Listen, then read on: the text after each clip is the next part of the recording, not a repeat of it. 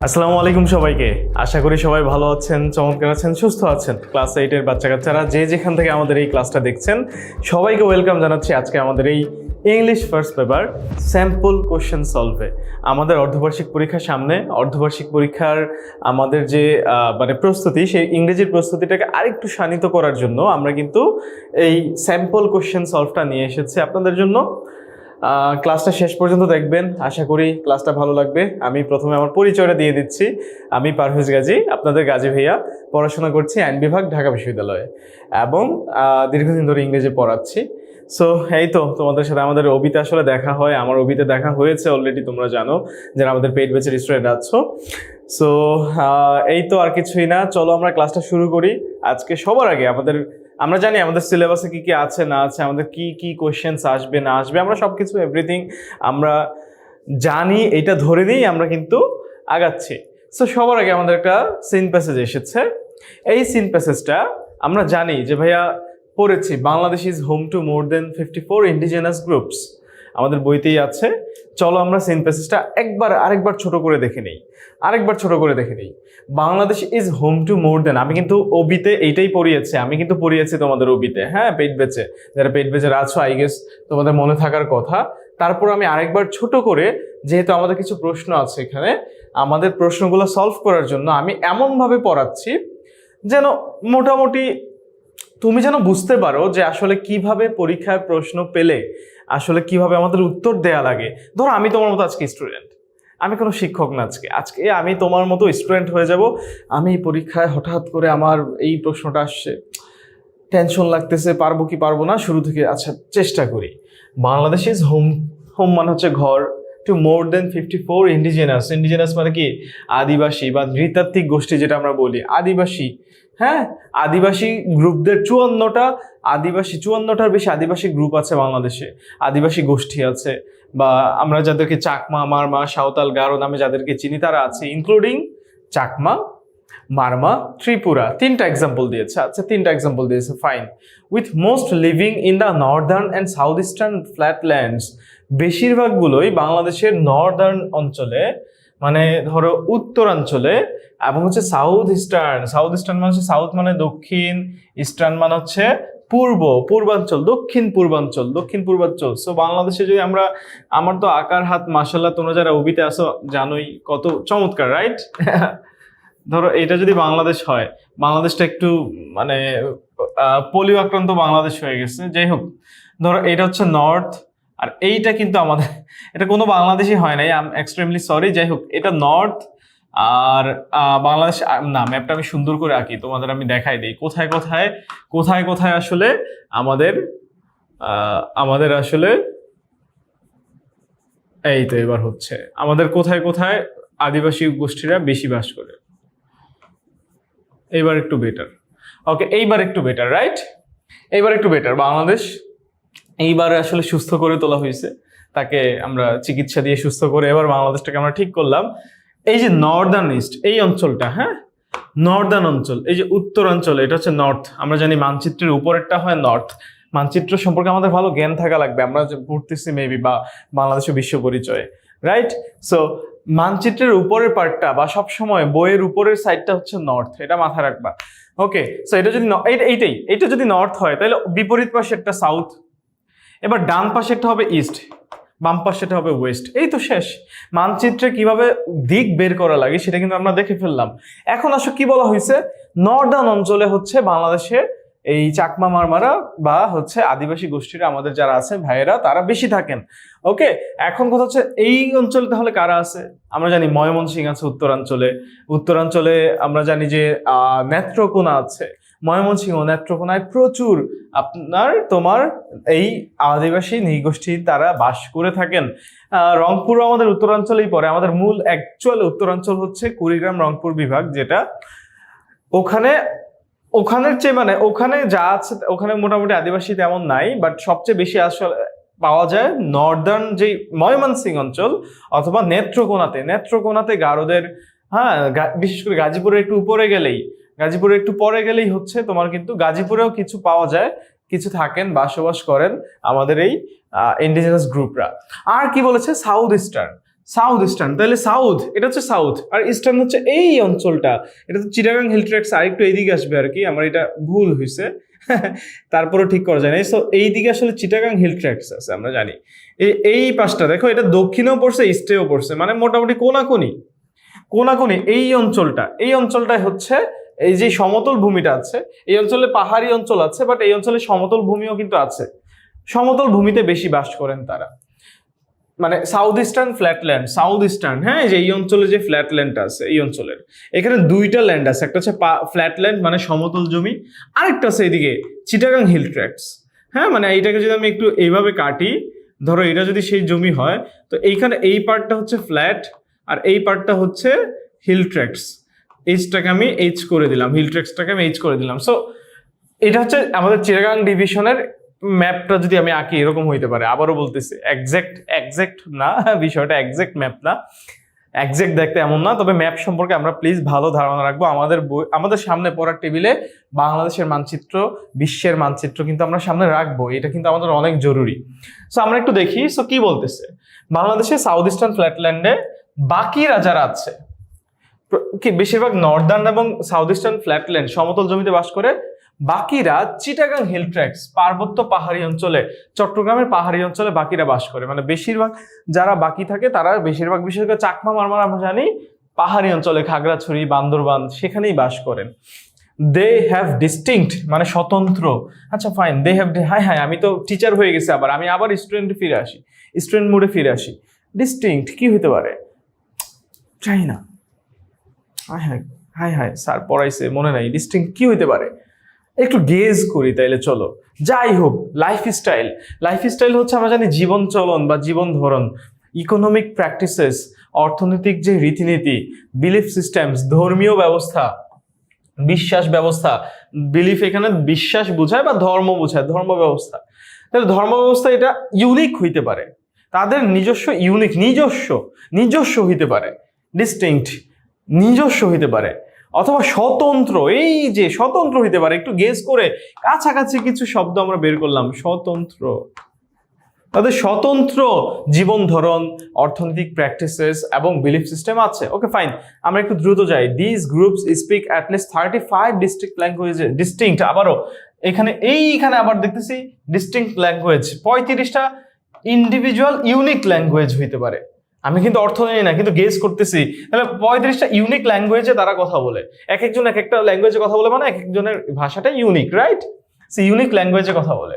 Adding to the countries cultural richness, আচ্ছা তার আমাদের দেশের যে সংস্কৃতি আছে, সাংস্কৃতিক ঐতিহ্যে এই ভাষাগুলো কিন্তু আমাদের একটা মাত্রা যোগ করেছে, right? However many of this languages are endangered, আচ্ছা অনেক ভাষা ইনডেঞ্জার্ড বিলুপ্ত প্রায়, মানে তারা বিপদে আছে, বিপন্ন, হ্যাঁ, ইনডেঞ্জার্ড ডেঞ্জারে আছে। অ্যাজ দ্য ডমিনেন্স হচ্ছে প্রভাব, আচ্ছা কেন বিপন্ন তারা, কারণ বাংলার প্রভাব, বাংলা ভাষার প্রভাব, ডমিনেন্স প্রভাব বা বিস্তার বা শাসন, ডমিনেট মানে শাসন করা, রাজত্ব করা, ডমিনেন্স প্রভাব, বাংলার প্রভাবে, আচ্ছা বাংলা ভাষার প্রভাবে এই 35টা ভাষা, কিছু ভাষা বিপন্ন প্রায়। মডার্ন সোসাইটাল প্রেশার্স, সামাজিক যে প্রেশারগুলো তারা ফেস করে, পুশ দ্যাম টুয়ার্ডস এক্সটিংশন। আচ্ছা আরো একটা কারণ হচ্ছে, প্রথম কারণ হচ্ছে ডমিনেন্সের কারণে, বাংলার ডমিনেন্সের কারণে তারা হারায় যাচ্ছে। দ্বিতীয় কারণ হচ্ছে সোসাইটাল মানে সামাজিক প্রেশারের কারণে তারা হারায় যাচ্ছে। পুশ দেম টুয়ার্ডস এক্সটিংশন এটা মানে তো জানি না, মানে ধরো যদি তোমার পরীক্ষার হলে এমন হয়, জানতে হবে, প্রথম কথা হচ্ছে জানতে হবে ভাইয়া, এক্সটিংশন মানে বিলুপ্তি, এক্সটিংশন মানে হচ্ছে বিলুপ্তি, লোপ পাওয়া, বিলুপ্তি, লোপ সহজ কথা। তো এই যে তারা লোপ বা বিলুপ্তির পথে আছে, তাদেরকে বিলুপ্তির পথে ঠেলে দেওয়া হয় বাংলার প্রভাব এবং মডার্ন সোসাইটাল প্রেশার্স, এই দুটো তাদেরকে বিলুপ্তির পথে ঠেলে দেয়।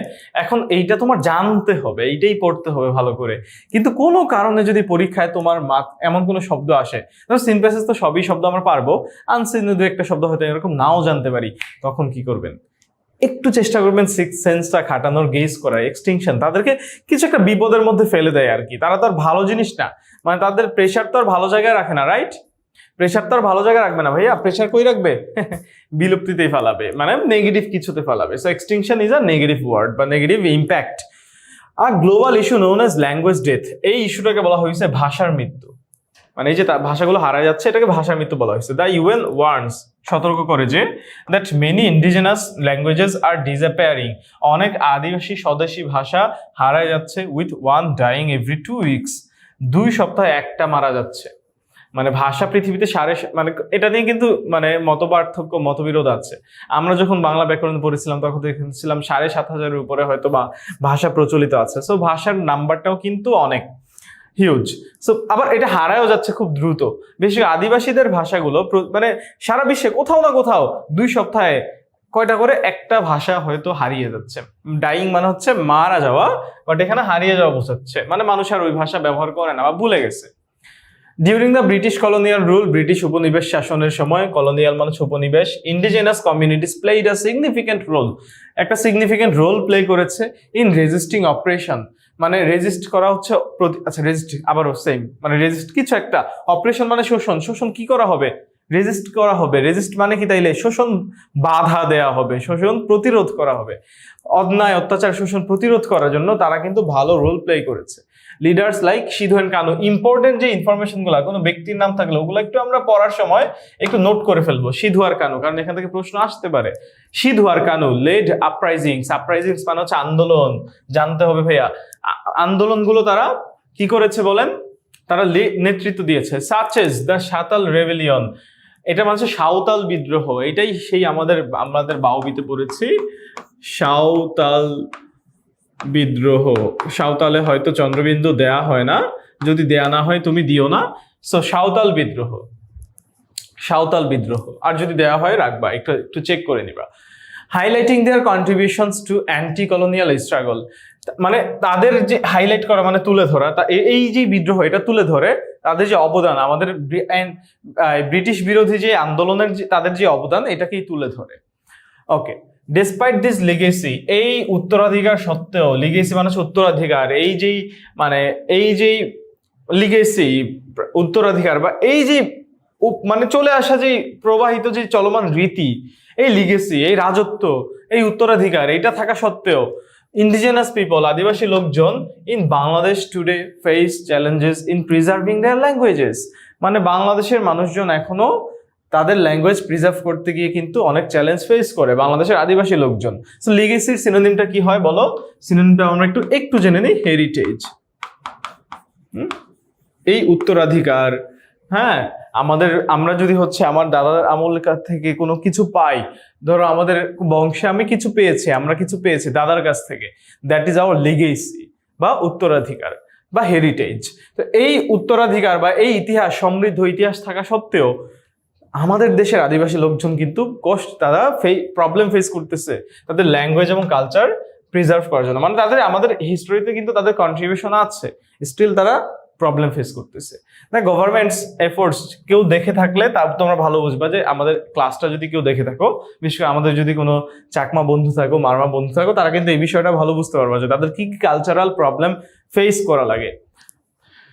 কি বলতেছে, the government's efforts to include indigenous languages, গভর্নমেন্টের একটা প্রচেষ্টা হচ্ছে যে তারা ইনক্লুড করবে ইন্ডিজিনাস এই আদিবাসী ভাষাগুলোকে ইন প্রি স্কুল এডুকেশন।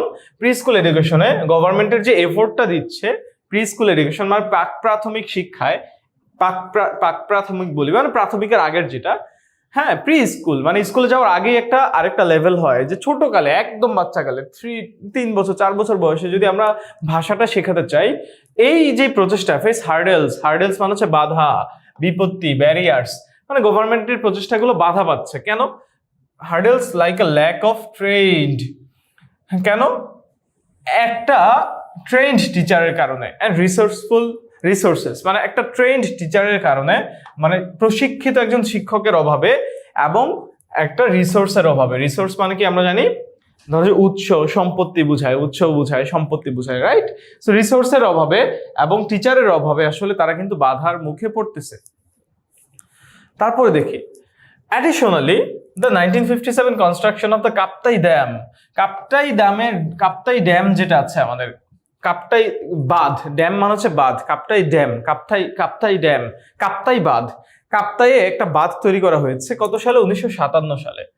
এটা উন্নয়নমূলক কাজের জন্য করা হয়েছে, কিন্তু এইটা করার মাধ্যমে যখন এটা করা হয় ফান্ডেড বাই USAID, এটা ফান্ড দিয়েছিল তখন পাকিস্তানকে, মানে তখন তো বাংলাদেশ পাকিস্তানের অংশ ছিল, পাকিস্তানকে ফান্ড দিয়েছিল USAID ফান্ড করেছিল, and built by the Pakistani government. এই যে বলা আছে পাকিস্তানি গভর্নমেন্ট কাপ্তাই বাঁধটা রূপ তৈরি করেছে। এইটার কারণে এই যে কনস্ট্রাকশনটা, এই কাপ্তাই বাঁধের নির্মাণ displaced thousands of people in the hill tracts. একটা ইম্পর্টেন্ট কথা, ভয়ঙ্কর কথা, যে 1957 সালে থাউজেন্ডস অফ পিপলকে তারা কি করেছে, ডিসপ্লেস করে দিয়েছে, মানে এক জায়গা থেকে আরেক জায়গায় সরিয়ে দিয়েছে। হ্যাঁ, সরিয়ে দিয়েছে, উদ্বাস্তু করে দিয়েছে। Thousands of people in the hill tracts, submerging their homes and farmlands, মানে সাবমার্জ মানে হচ্ছে কোনো কিছু ভাসিয়ে দেওয়া, ডুবিয়ে দেওয়া। তাদের কি করেছে দেখেন, তাদের মানে হোমস এবং ফার্মল্যান্ডস যেগুলো আছে সেগুলোকে একদম ডুবিয়ে দিয়েছে। কিসের আন্ডারে?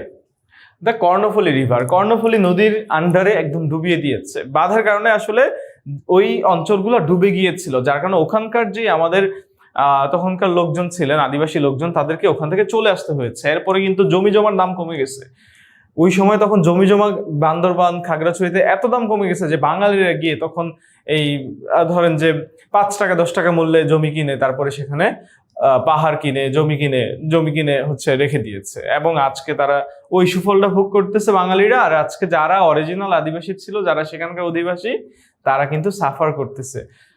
আচ্ছা, ডিসরাপ্টিং দেয়ার লিভলিহুডস, কি বলতেছে?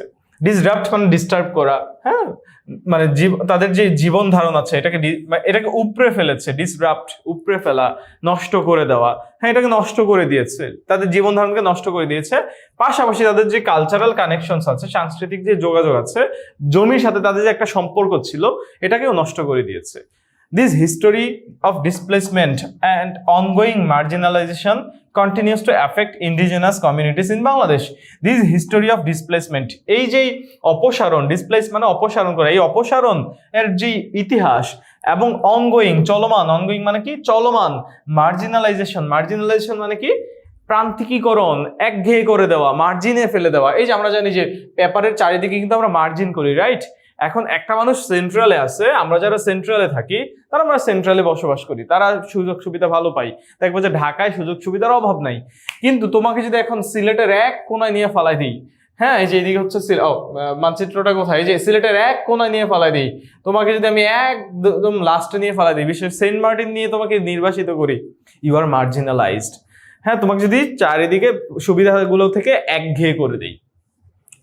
তো এই যে মার্জিনালাইজেশন, প্রান্তিকীকরণ, কন্টিনিউস টু এফেক্ট, এইটা মানুষকে এইটা ক্ষতি করা শুরু করে, ক্ষতি করতে থাকে। এফেক্ট মানে ক্ষতি করা, ক্ষতি করতে থাকে আদিবাসী লোকদের, আদিবাসী কমিউনিটিজ মানে হচ্ছে জনপদ, আদিবাসী জনপদের মানুষদেরকে ক্ষতি করতে থাকে। মানে সহজ কথা, এইখানে কিছু কথা বলা আছে যে আদিবাসী লোকজন আমাদের কালচারাল যেই প্র্যাকটিসগুলো আছে এটাকে কিন্তু এনরিচ করে, আমাদের সংস্কৃতিকে সমৃদ্ধ করে। কিন্তু আনফরচুনেটলি আমরা হয়তো সেন্ট্রালি আমাদের গভর্নমেন্ট বা আমরা তাদেরকে সেভাবে ট্রিট করতে পারি না, বা আমরা কিন্তু তাদের জন্য প্রতিবন্ধকতার সৃষ্টি করছি নানান সময়, ইতিহাস বলে। এবং বর্তমানেও কিন্তু এটা হচ্ছে, পাহাড় কাটা থেকে শুরু করে তাদের জমি দখল, নানান কিছু, অনেক কিছুই হয় যেটা আসলে আমরা অনেকে অবগত না, অনেকে জানিই না। তো তাদের স্ট্রাগল গুলো সম্পর্কে বলা আছে। এই ছিল আমাদের প্যাসেজ। বলেছিলাম যে আরেকটু দ্রুত করব, বাট সময় নিয়েই পড়ালাম। চলো আমরা এবার এমসিকিউ গুলো সলভ করে ফেলি। Which of the following groups is not mentioned, মানে কোন গ্রুপটাকে মেনশন করা হয় নাই as one of the indigenous groups in Bangladesh? কোনটা? চাকমা। আমরা আরেকবার দেখি, প্যাসেজে চলে যাই। কোনটাকে? চাকমাকে বলা হয়েছে, মারমা বলা হয়েছে, ত্রিপুরা বলা হয়েছে। তিনটা মানে আছে তো 54টার উপরে, বলেছে 54টার উপরে, কিন্তু মেনশন করেছে কয়টা, উল্লেখ করেছে কয়টা, নাম বলেছে কয়টার? হ্যাঁ, মানুষ আছে স্টুডেন্ট ক্লাসে ধরো 100 জন, নাম বলেছে শুধু আবির আর রবি আর মাহির, আর হচ্ছে আর কার নাম বলে নাই। সো এখন কার নাম বলে নাই এইটাই জিজ্ঞেস করছে এখানে, কিন্তু এমন না। দেখি তাইলে আমরা চেক করে দেখি, চাকমা বলেছে, মারমা বলেছে, ত্রিপুরা বলেছে, কিন্তু সাঁওতাল বলে নাই। মানে সাঁওতালদের কথা মানে ইন্ডিজিনাস গ্রুপস হিসেবে বলা হয় নাই, সাঁওতাল বিদ্রোহের কথা বলা হয়েছে। সাঁওতাল বিদ্রোহ পরে বলা হয়েছে, কিন্তু যেই তিনটা এক্সাম্পল দেওয়া হয়েছে সেখানে সাঁওতাল ছিল না শুরুতে। তো এইটাই জিজ্ঞেস করেছে যে কোনটা এক্সাম্পলে মেনশন করা হয় নাই, not mentioned as one of the indigenous groups. Mention করা হয় নাই মানে যে এরকম না যে সাঁওতালরা আমাদের আদিবাসী গ্রুপের অংশ না, তারা অংশ, বাট এইখানে প্যাসেজে 3 জনের মধ্যে তাদের নামটা আসে নাই, এটাই জিজ্ঞেস করা হয়েছে। কোন নামটা আসে নাই? এই নামটা আসে না, কিন্তু মানে তারা আদিবাসী কিন্তু এই নামটা আসে না, এই আদিবাসী নামটা বাদ গিয়েছে। What is the main issue faced by many indigenous languages? কি বলেছে? What is the problem, what is the main issue? Issue মানে হচ্ছে প্রবলেম, কোন প্রবলেমটা তারা ফেস করে এই আদিবাসী ল্যাঙ্গুয়েজগুলা in Bangladesh today? Increasing number of speakers, মানে তাদের অনেক বেশি স্পিকার আছে, তাদের নাম্বার মানে বক্তা, কথা বলার যে মানুষ সেটা বাড়তেছে না। ডমিনেন্স অফ বাংলা, ইয়েস পড়েছি আমরা, বাংলার যে ডমিনেন্স এটা তারা ফেস করে, এবং সোসাইটাল প্রেশার ফেস করে লিডিং টু এক্সটিংশন, মানে তারা হারিয়ে যাচ্ছে, তার ভাষাগুলো হারিয়ে যাচ্ছে। হ্যাঁ, আমরা পড়েছি, এই যে দেখেন এইটাই আনসার, এই যে দেখেন মাত্রই পড়লাম।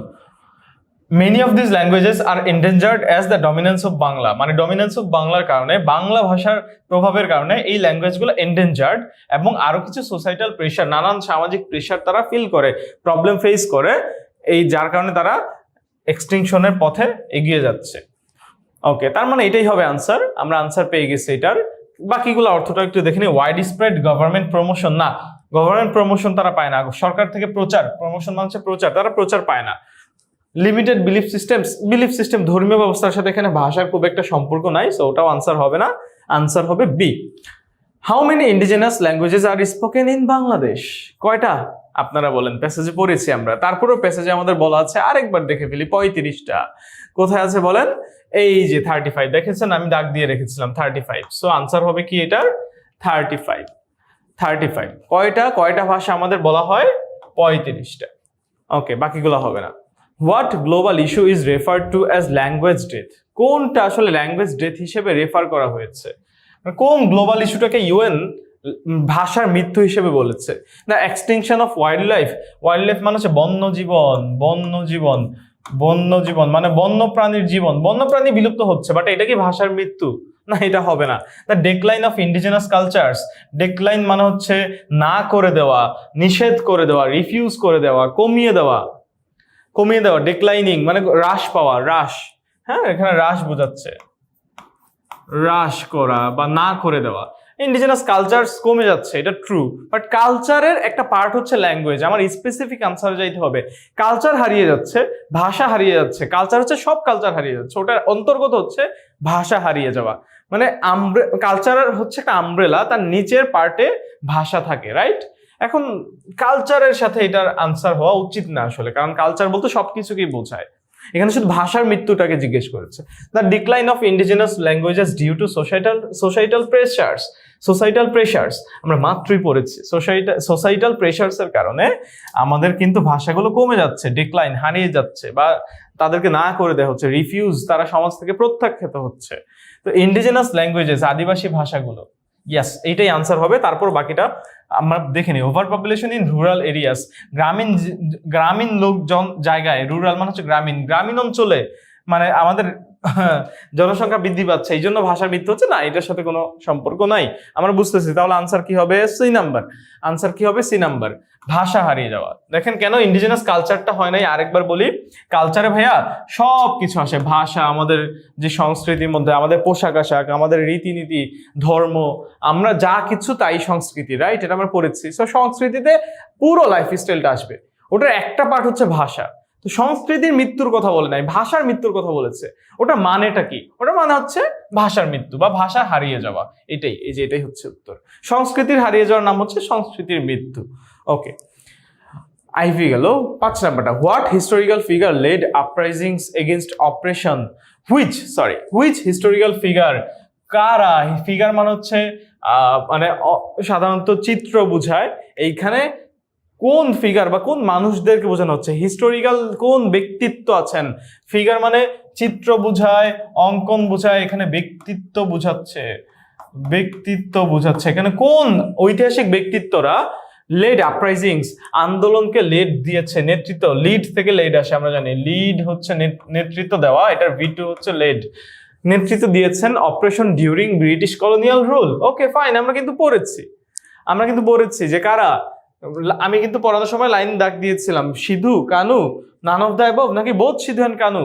ইয়েস, দুইজনেই, both Sidhu and Kanu. Answer কি হবে? C number. আনসার কি হবে? C number. I guess clear. এটা পড়ানোর সময় কিন্তু আমি বলেছি যে ইম্পর্টেন্ট যে জায়গাগুলো, ওগুলো চাইলে আমরা একটু মার্ক করে ফেলতে পারি, কারণ ওখান থেকে কিন্তু প্রশ্নটা আসবে।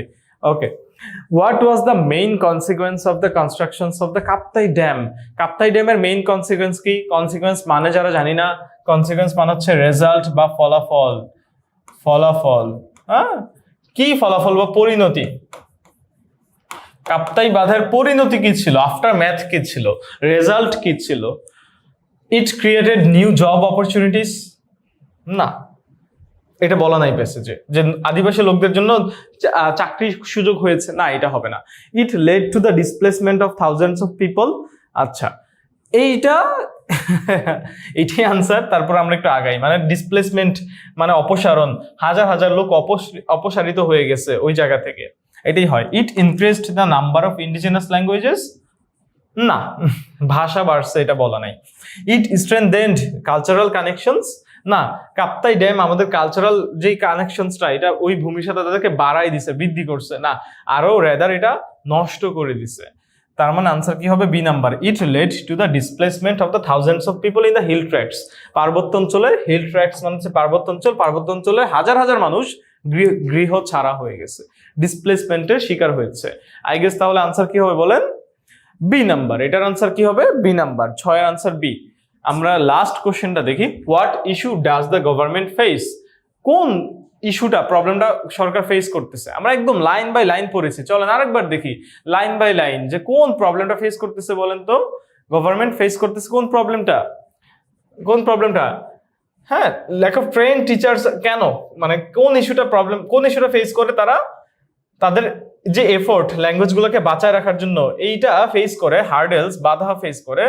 আর ল্যাক অফ ট্রেইনড টিচার্স, হ্যাঁ, hurdles like a lack of, যেমন লাইক আ ট্রেইনড টিচার্স এবং রিসোর্সেস। রিসোর্সেস মানে সম্পদ বা উৎস বোঝায়, হ্যাঁ, ম্যাটেরিয়ালস, কন্টেন্ট মানে বিষয়বস্তু বা ধরো শিক্ষার উপকরণ, এগুলাকে রিসোর্সেস বলা হচ্ছে, উপকরণ। টিচার এবং রিসোর্সেস এইটা নাই। ল্যাক মানে হচ্ছে অভাব। ল্যাক মানে কি বলেন? অভাব। ল্যাক মানে কি? অভাব। ল্যাক মানে কি বলেন? অভাব। অভাব মানে ট্রেন্ড টিচার এবং ট্রেন্ড উপকরণের অভাব। ওকে, সো এটা আমরা একদম কারেক্ট আনসার এখন পেয়ে যাব, দেখলেই পেয়ে যাব। জাস্ট প্যাসেজটা ভালো করে পড়বা। তার মানে আমি কিন্তু বুঝলাম পরীক্ষা দেওয়ার সময় প্যাসেজটা যদি শুরু থেকে শেষ পর্যন্ত অর্থ অনুযায়ী একটু বুঝতে পারি, তাহলে কিন্তু আমার সিন প্যাসেজ আনসার করা কোনো ব্যাপারই না। তাহলে এটা আনসার কি হবে? Lack of trained teachers and resources for higher education, একদম এইটাই বলা আছে, বাকিগুলো একটাও হবে না। গেল এটা। আমরা এমসিকিউ সলভ করলাম, আমরা যাবো এখন প্রশ্ন। প্রশ্নটা কিভাবে সলভ করা যায়? প্রশ্ন সলভ করার উপায় হচ্ছে, আমরা দেখবো যে আসলে কি জানতে চাইছে আমাদের, হোয়াট নাকি হোয়াই নাকি হাউ নাকি হোয়াট নাকি হোয়াট, মানে কি। What are some of the indigenous groups in Bangladesh? বাংলাদেশে ইন্ডিজিনাস গ্রুপসরা কারা? What are some of the indigenous groups? বাংলাদেশে কারা কারা আছে? And where they primary located, এবং হোয়ার কোথায় তারা বাস করে। তো ডাবলএইচ কোশ্চেনটা দিয়ে আমার কি জানতে চাইছে, এইটা আমার সবার আগে বুঝতে হবে। লোকেশন জানতে চাইছে, তারা কোথায় বাস করে। আর দ্বিতীয়ত জানতে চাওয়া হয়েছে যে তারা কি করে, বলেন, তারা কি করে, যে তারা মানে কারা কারা আছে, তারা কারা, হু আর দে। ওকে, সো আনসারটা একটু আমরা দেখি। চলেন, একদম চাইলে তুমি লাইন বাই লাইন হুবহু তুলে ধরতে পারো। যেমন লাইন বাই লাইন তোমাদের জন্য সহজ করার জন্য, ক্লাস 8 এর বাচ্চা তোমরা হচ্ছে লাইন বাই লাইন তুলে ধরতে পারবা। যে আমরা জানি Bangladesh is home to more than 54 indigenous groups, এটা বলা আছে। এবং most of this groups live in the northern and south eastern flatlands. অধিকাংশরাই ওই যে আমরা উত্তরাঞ্চল এবং হচ্ছে দক্ষিণ পূর্বাঞ্চলে বাস করে। আর উইথ আদার্স রিসাইডিং, বাকিরা বাস করে। এই যে এইটুক পার্ট কিন্তু আমি একটু ইম্প্রোভাইজ করেছি। বাকিরা, রিসাইড মানে বাস করা, উইথ আদার্স বাকিদের সাথে যারা বাস করে in the Chittagong hill tracts. তারা কোথায় বাস করে? 3টা উত্তর আসবে, নর্দার্ন, সাউথ ইস্টার্ন, ফ্ল্যাটল্যান্ডস, সমতল জমি। আর একটা উত্তর হচ্ছে তারা, বাকিরা যারা থাকে তারা পার্বত্য চট্টগ্রামের বাস করে। এই হচ্ছে উত্তর। তো আমি 2টা প্রশ্নের উত্তর 2 ভাবে দিলাম। প্রথম প্রশ্নের উত্তর দিলাম যে বাংলাদেশে কারা কারা আছে, সাম অফ দ্য ইন্ডিজিনাস গ্রুপস। এখানে আমি বললাম যে বাংলাদেশ 54টা গ্রুপ আছে, তার মধ্যে চাকমা, মারমা, ত্রিপুরা অন্যতম। সো আমাকে বলা হয়েছে কারা কারা, আমি তো 54টার নাম বলতে পারবো না। সো আমি চাকমা, মারমা, ত্রিপুরার নামটাই নিলাম। এটা প্যাসেজ থেকে হুবহু এইভাবেই তুলে ধরা হয়েছে। তুমি চাইলে কিন্তু এইটা তুলে ধরতে পারবা, এটা চাইলে তুমি হুবহু তুলে ধরতে পারবা, তোমার সুযোগ আছে। তবে চেষ্টা করবা একটু নিজে কিছু অ্যাড করলে যেটা হবে যে টিচার খুশি হবেন, টিচার বুঝবেন যে তুমি নিজের মতো লিখতে পারো। ইংরেজিটা তুমি ভালো মতো পারো, এটা জানলে পরবর্তীতে কিন্তু এটা ভালো ইফেক্ট তোমার খাতায় পড়বে। Okay, why are many indigenous languages in Bangladesh facing extinction? বাংলাদেশের ল্যাঙ্গুয়েজেস গুলো কেন এক্সটিংশন ফেস করতেছে বলেন? আমরা পড়েছি ভাইয়া, আমরা পড়েছি many indigenous languages are facing extinction, বিলুপ্তি, তারা বিলুপ্তির পথে বা তারা বিলুপ্তি ফেস করতেছে due to the dominance of Bangla, বাংলার ডমিনেন্সের কারণে। কি কারণে?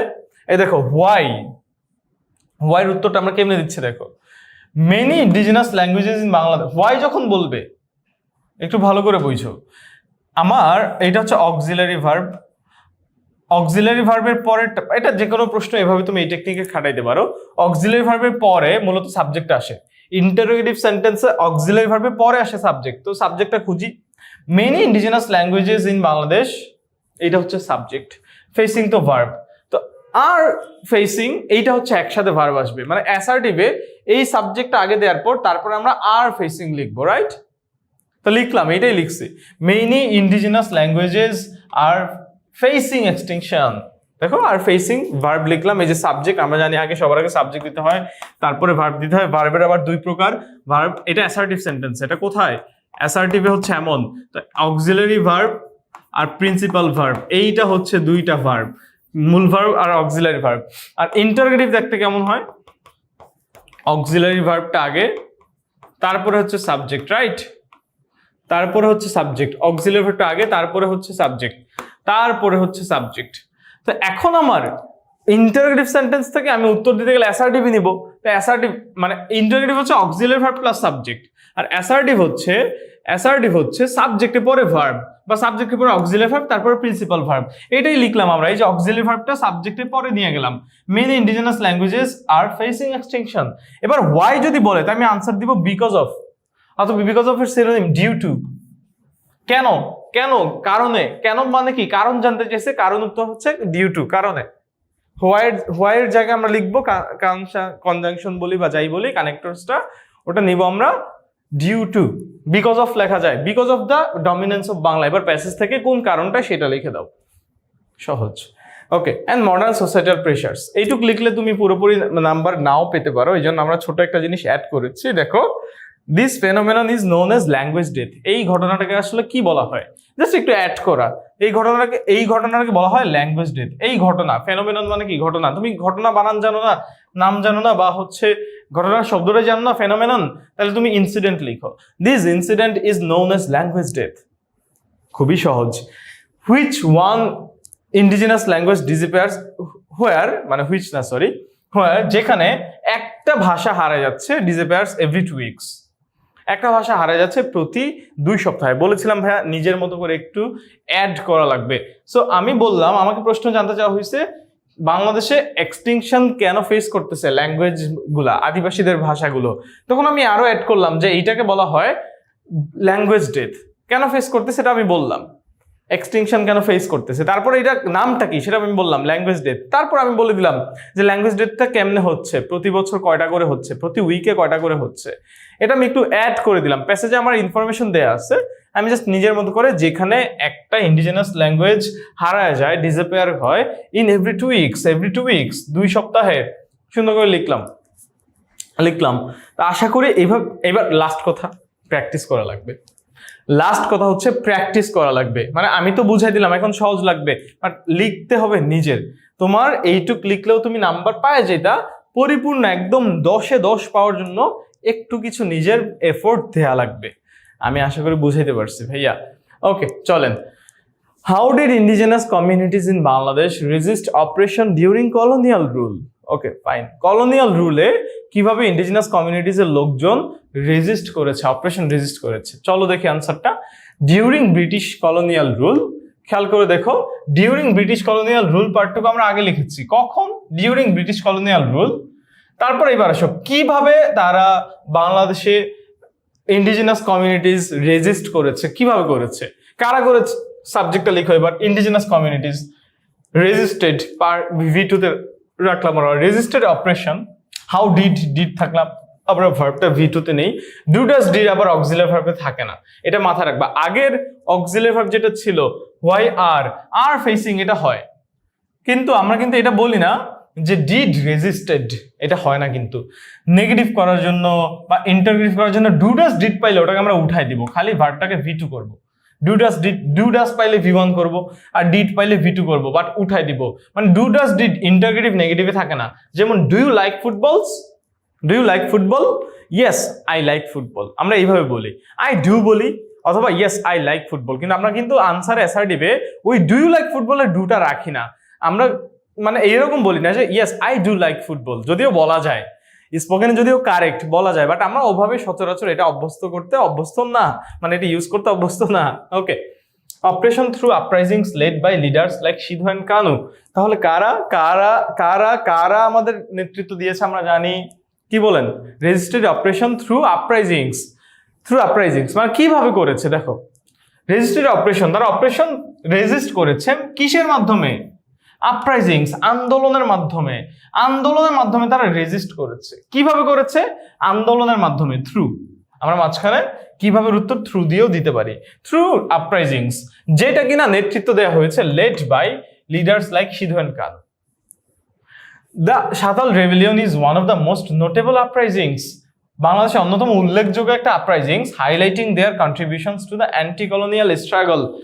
সাঁওতাল রেভিলিয়ন হচ্ছে বাংলাদেশের অন্যতম একটা বড় বিদ্রোহ, নোটেবল উল্লেখযোগ্য বিদ্রোহ, যেটা তুলে ধরে হাইলাইটিং দেয়ার কন্ট্রিবিউশন, যেটা তাদের কন্ট্রিবিউশনটাকেই তুলে ধরে আমাদের অ্যান্টি ব্রিটিশ বিরোধী যে আন্দোলন ছিল সেই আন্দোলন, তাদের যে অবদান এটাকেই তুলে ধরে। তো এই পার্টটুকু কিন্তু আমার এক্সট্রা অ্যাড করেছি, আমরা ইম্প্রোভাইজ করেছি নিজের মতো করে। চেষ্টা করবা ভাইয়া, প্রেশার নেওয়ার কিছু নাই। তোমার হয়তো প্রথম ভয় লাগবে বা মনে হবে যে হায় এইটা তো এত কঠিন কেন, না কঠিন না, তুমি তোমার মতো যা পারো লিখো, বাট একটু চেষ্টা করো গ্রামারটা ঠিক রাখার এবং ইনফরমেশনটা একটু টু দ্য পয়েন্ট দেয়ার। অতিরিক্ত কথাও বলা যাবে না, একদম কম কথা বললে হয়তো 10-এ 10 আমরা পাবো না, বাট তুমি কিন্তু এইটুক লিখলে এমনি 8-9 পাবা আর কি। 10-এ 10 পাওয়ার জন্য হচ্ছে বা একদম 100% পাওয়ার জন্য একটু নিজের এফোর্ট দেওয়া লাগবে। What challenges are faced by the government in including indigenous languages in pre school education? আমরা বারবার এমসিকিউতে দেখেছি কি কি চ্যালেঞ্জ ফেস করা হয়েছে। টিচার নাই এবং হচ্ছে রিসোর্স নাই, এইটাই হবে। The government's efforts to include indigenous languages in pre school education are hindered, বাধাগ্রস্ত। দেখো, হোয়াট চ্যালেঞ্জেস আর ফেসড, তুমি কিন্তু চাইলে উত্তর দিতে পারতা যে কি বলে, the government is facing challenges like this. The government মানে একদম সংক্ষেপে বলতেছে আর কি, ছোট করে। The government is facing challenges like এটা, like lack of teachers and resources, এটা হচ্ছে মূল উত্তর, মেইন এক্সাক্ট উত্তরটা। বাট ওটাকে আমি আরো সুন্দর করে বলতেছি, দ্য গভর্নমেন্টস এফোর্টস, গভর্নমেন্টের প্রচেষ্টা two include indigenous languages in pre school education. কোথায় চেষ্টা করতেছে গভর্নমেন্ট? প্রাথমিক শিক্ষায়, এডুকেশনে এই ল্যাঙ্গুয়েজগুলো অ্যাড করার চেষ্টা করতেছে। আর হিন্ডার্ড, বাধাগ্রস্ত, by a lack of train teachers, teacher আছে হয়তো বাট ট্রেন টিচার নাই। ট্রেন্ড টিচার, প্রশিক্ষিত শিক্ষক না থাকলে কিন্তু সমস্যা, এবং এটার দায়িত্বটাও মোস্ট অফ দ্য কেসে গভর্নমেন্টের উপরেই পড়ে। And resources for higher education, এবং হায়ার এডুকেশনের যে রিসোর্স, হায়ার এডুকেশনের যে আমাদের যেই মানে আছে, যে ম্যাটেরিয়ালস আছে বা এই সহায়ক উপকরণ আছে উচ্চশিক্ষার জন্য, সেটা আমাদের নাই, এটা আমরা পড়েছি, এটাই লিখলাম। তারপরে জাস্ট একটু অ্যাড করলাম, making it different two preserve this languages, মানে যে এই যে ল্যাকটা মেক করে ডিফারেন্ট, ডিফিকাল্ট করে, এটা ডিফিকাল্ট করে দেয় টু প্রিজার্ভ দিস ল্যাঙ্গুয়েজেস, এই ল্যাঙ্গুয়েজগুলো প্রিজার্ভ করার জন্য। এই যে আইএনজি অ্যাড করে খালি একটা ইনফরমেশন অ্যাড করলাম, আমরা ছোট করে লিখলাম, এইটা হচ্ছে আমার ভাইয়া 10-এ 10 পাওয়ার জন্য হেল্প করবে। লাস্ট কোয়েশ্চেনটা আমরা একটু দেখি। The construction of the Kaptai dam, কি বলেছে? What impact did the construction of the Kaptai dam 1957 have on indigenous communities? What impact, কি ইম্প্যাক্ট আছে ইন্ডিজিনাস কমিউনিটিস এর উপরে? কি ইম্প্যাক্ট আছে? The construction of the Kaptai dam in 1957, subject যেটা ওই পর্যন্ত যা আছে আমি লিখলাম। এবার কি ইম্প্যাক্ট, ওটা সরাসরি বলতে, displaced thousands of indigenous people in the hill tracts, পাহাড়ি অঞ্চলে হাজার হাজার লোকদেরকে অপসারিত করে দিয়েছে, উদ্বাস্ত করে দিয়েছে। আইএনজি যোগ করে এবার একটা এক্সট্রা ফ্রেজ অ্যাড করি, সাবমার্জিং দেয়ার হোমস, তারা মানে এই যে হিল ট্র্যাক্সটা এইটা সাবমার্জ করে দিয়ে, মানে এই যে ড্যামটা, হিল ট্র্যাক্সের যে ড্যামটা, বাঁধটা, ড্যাম মানে হচ্ছে বাঁধ, এই বাঁধটা কি করেছে? সাবমার্জ করে দিয়েছে, ডুবিয়ে দিয়েছে তাদের বাসাবাড়ি এবং ফার্মল্যান্ডস under the Karnaphuli river, Karnaphuli নদীতে ডুবে গেছে।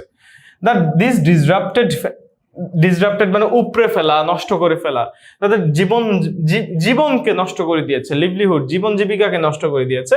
And cultural connections to the land, এইটা আমরা একদম ধরে ধরে চাইলে প্যাসেজ থেকে লিখতে পারি, যে লিখলাম প্যাসেজ থেকে তুলে ধরছে, প্যাসেজে এইটাই বলা আছে কি করেছে, কি কি ইম্প্যাক্ট আছে। তুমি যদি খালি বলো যে দে ওয়ার ডিসপ্লেসড, কিন্তু মানে কি বলে একদম পরিপূর্ণ মার্কস তুমি পাবা না। কিন্তু তুমি যদি বলো যে ইয়েস তারা ডিসপ্লেসড হয়েছে, একটা ইম্প্যাক্ট।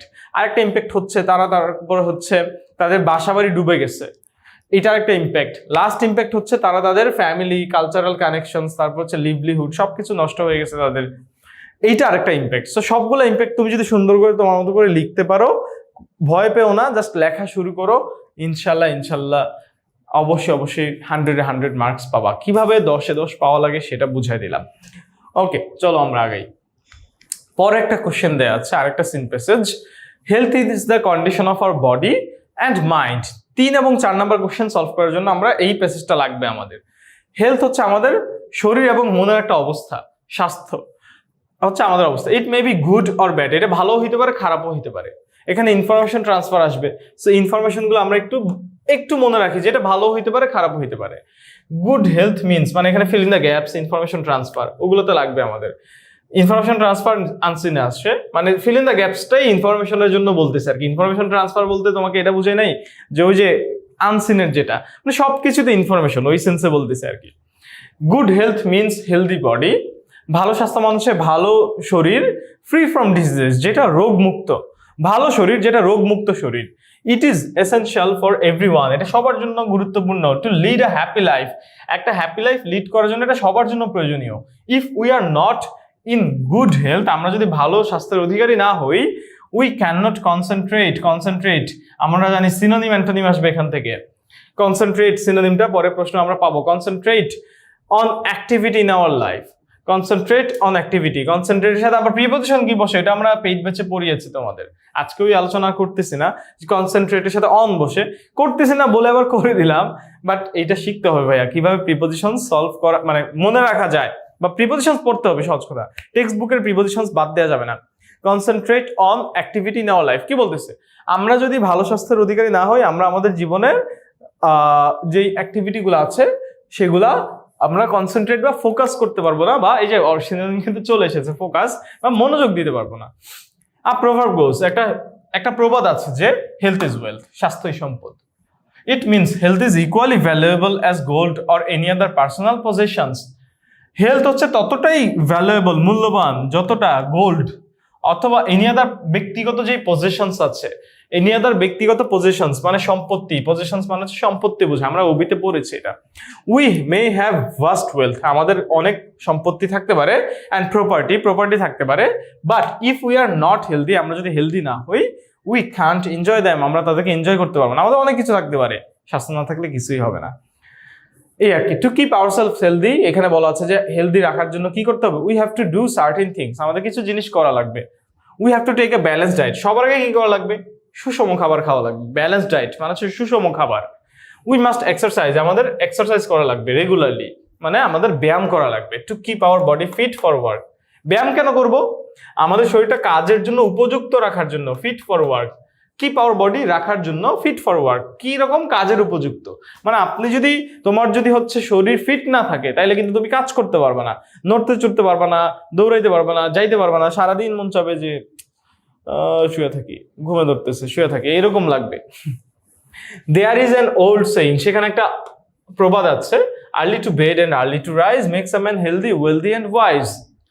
আমরা পড়েছি এই কবিতাটা, যারা সকালে উঠে তারা, এই যে সকালে উঠার অভ্যাস, এটা মানুষকে সুস্থ করে, সম্পদশালী করে এবং বিজ্ঞ বা জ্ঞানী করে। So we should not keep late hours মানে রাত জেগে থাকা, বেশি রাত জেগে থাকা, এটা অনেকে যারা করেন ভুলে যান। আমি জানি আপনারা করেন না, বাট কেউ যদি থাকেন, তোমরা যদি কেউ থাকো, এই কাজটা করো প্লিজ, ভুলে যাও। আমাদেরকে বেশি রাত জাগা যাবে না। We should go to bed early, আমাদেরকে রাতে তাড়াতাড়ি যাইতে হবে, and rise early in the morning. তাহলে অনেকগুলো কাজের মধ্যে সবারকে ব্যালেন্স ডায়েট নিতে হবে, আমাদেরকে রেগুলার এক্সারসাইজ করতে হবে, আমাদেরকে সকালে তাড়াতাড়ি উঠতে হবে, রাতে তাড়াতাড়ি ঘুমাইতে যেতে হবে, হ্যাঁ, in the morning. Piece of mind is another condition, মনটাকে আমাদের একটু সুস্থ রাখা লাগবে ফর গুড হেলথ। সো মানে পিস অফ মাইন্ড, মনের যে সুস্থতা, মনের যে শান্তি, এটা ভালো স্বাস্থ্যের আরেকটা পূর্ব শর্ত, ইজ অ্যানাদার কন্ডিশন, শর্ত for good health. So we must not worry over small things of life. জীবনের ছোটখাটো বিষয় নিয়ে চিন্তা করার দরকারই নেই। তোমার বয়স কত? মাত্র চলতেছে 12 বা 13, তুমি ক্লাস 8-এর একজন স্টুডেন্ট, তোমার দরকারই নাই জীবনে কি হচ্ছে না হচ্ছে, তোমার ভবিষ্যৎ কি হবে না হবে। তুমি তোমার এই জীবনটাকে এনজয় করো, এবং অবশ্যই মানে খুব আনকন্ট্রোলড ওয়েতে না, ধর্মীয় রীতিনীতি মেনে কন্ট্রোলড ওয়েতে এনজয় করবা, ধর্মীয় রীতিনীতির বাইরে যাবা না। কিন্তু তুমি কিন্তু জীবনে কি হবে তোমার না হবে এইগুলো নিয়ে খুব একটা বেশি টেনশন করার তোমার দরকারই নাই, কারণ মনের সুখটা অনেক বড় একটা সুখ। মনের সুখটা না থাকলে আমরা কিছুই করতে পারবো না। ওকে, মোটামুটি এবার ফিল ইন দ্য গ্যাপসটা আমরা করি। Health is the condition of our body and mind, it may B কি গুড অর ব্যাড। সাধারণত ফিল ইন দ্য গ্যাপসে আমরা মানে একটা ইনফরমেশনই নেই, এই যে বলছিলাম যে ইনফরমেশন দিয়ে আমরা এই সুইটেবল ওয়ার্ডটা দিয়ে আমরা ইনফরমেশন দিয়ে আমরা ফিল ইন দ্য গ্যাপ করবো। সাধারণত একটা ওয়ার্ডই নেই, বাট বাধ্য হয়ে গেলে না পারলে আসলে দুইটা নেওয়া যাবে, যেমন গুড অর ব্যাড, এখানে একটা ওয়ার্ড নেওয়া যাবে না। ইট মে বি গুড বলা যাবে না, ইট মে বি এটা হতে পারে ভালো অথবা খারাপ, দুইটাই বলতে হবে। Good health means a healthy body free from, ভালো স্বাস্থ্য মানে কি এমন একটা বডি যেটা কিসের থেকে মুক্ত? আমরা পড়েছি রোগ থেকে মুক্ত। কোথায় আছে রোগ? এই যে ডিজিজেস হচ্ছে রোগ। সো চলেন আনসার একদম ধরে ধরে ডিজিজেস বানানটা দেখে দেখে লিখে দিব, সহজ, খুবই সহজ। It is essential for everyone to lead a happy life. If we are not in good health we can not dash on. ভাইয়া আমি কিন্তু বলছিলাম প্রিপোজিশন অন কার সাথে বসে, কনসেন্ট্রেটের সাথে। আমাদের ভালো স্বাস্থ্য না থাকলে আমরা কনসেন্ট্রেট করতে পারবো না। সো এই যে হবে আনসার কনসেন্ট্রেট। ক্লাস 8 পর্যন্ত এই ফিল ইন দ্য গ্যাপসটা সহজ, 9-10-এ যায় ক্লাস 8-এ তো আসলে কি হয়, প্যাসেজ থেকে ধরে ধরে দেওয়া হয়, রাইট? প্যাসেজ বুঝলে, প্যাসেজটা ভালো করে পড়লে এই feel in the gaps answer করা কোনো ব্যাপারই না। ঝামেলা হচ্ছে 9-10-এ যায় একটু ঘুরায় দেওয়া হবে আর কি। এরকমই 3 নম্বরে ফিল ইন দ্য গ্যাপস থাকবে, বাট একটু ঘুরায় দেওয়া হবে। On any activity in our life a proverb goes health is কি, সুস্থতাই হচ্ছে সম্পদ, হেলথ ইজ ওয়েলথ, সহজ। It means health is equally valuable as gold or any other personal positions. পুরো প্যাসেজটাই আসবে to keep ourselves healthy we have to take a কেমন diet, balance diet, সুষম খাবার নিতে হবে ফিট থাকার জন্য, কিপ ফিট রাখার জন্য বা আমাদেরকে হেলদি রাখার জন্য আমাদেরকে ব্যালেন্স ডায়েট নিতে হবে। সো ই নাম্বারটার আনসার কি হবে? ব্যালেন্সড। আই গেস বুঝতেছি ভাইয়া, প্যাসেজেই বলা আছে, আরেকবার প্যাসেজটা তুমি দেখবা, দেখে প্রশ্নটা দেখে না পারলে প্রশ্নটা আরেকবার পড়বা, কিন্তু এই 5-এ 5 পাওয়া কিন্তু কোনো ব্যাপারই না, হ্যাঁ? 5-এ 5 মিস দিও না। ওকে, গেল।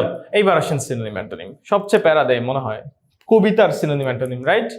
মানে রিডিং পার্টে, রাইটিংও হয়তো প্যারা খান, বাট ওগুলো মুখস্থ করে ফেলেন। মুখস্থ করার দরকার নেই, আস্তে আস্তে এখন থেকে রেগুলার নিজের মতো করে ভুল হোক লিখতে থাকো। ভুল হবেই ভাইয়া। আমি কখনো একদিনে শিখি নাই, তুমিও কখনো একদিনে শিখবা না, এটাই প্রসেস। বাট কি বলতেছো এটা একটু গাট ফিলিংস নিয়ে, কি লিখতেছো এটা কি হচ্ছে কিনা, হ্যাঁ, এটা একটু জাস্ট চিন্তা করবা, তাইলেই কিন্তু আরেকটু আপগ্রেড হবে।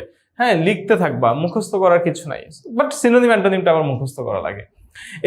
এইটা মুখস্থ করবা কেমনে আমি একটু বলে দিই। আমি অবিতে পড়িয়েছি কিভাবে পড়বা, তারপর আরেকবার বলি। ভাইয়া হেলথের সিনোনিম চেয়েছে, তুমি হেলথের সিনোনিমটা আজকে যখন শিখাবো আমি, তুমি খাতায় নোট করে সাথে সাথে কয়েকবার লিখে ফেলবা, বারবার লিখবা পড়বা এবং ওটা একটা নোট খাতা করবা, একটা সেন্টেন্স বানাবা। ওই যে হেলথ, এটা নিয়ে একটা হেলথের যে সিনোনিম আমরা চলো দেখি, ফিটনেস। হেলথের সিনোনিম হচ্ছে ফিটনেস, ঠিক আছে? ফিটনেস হচ্ছে হেলথের সিনোনিম।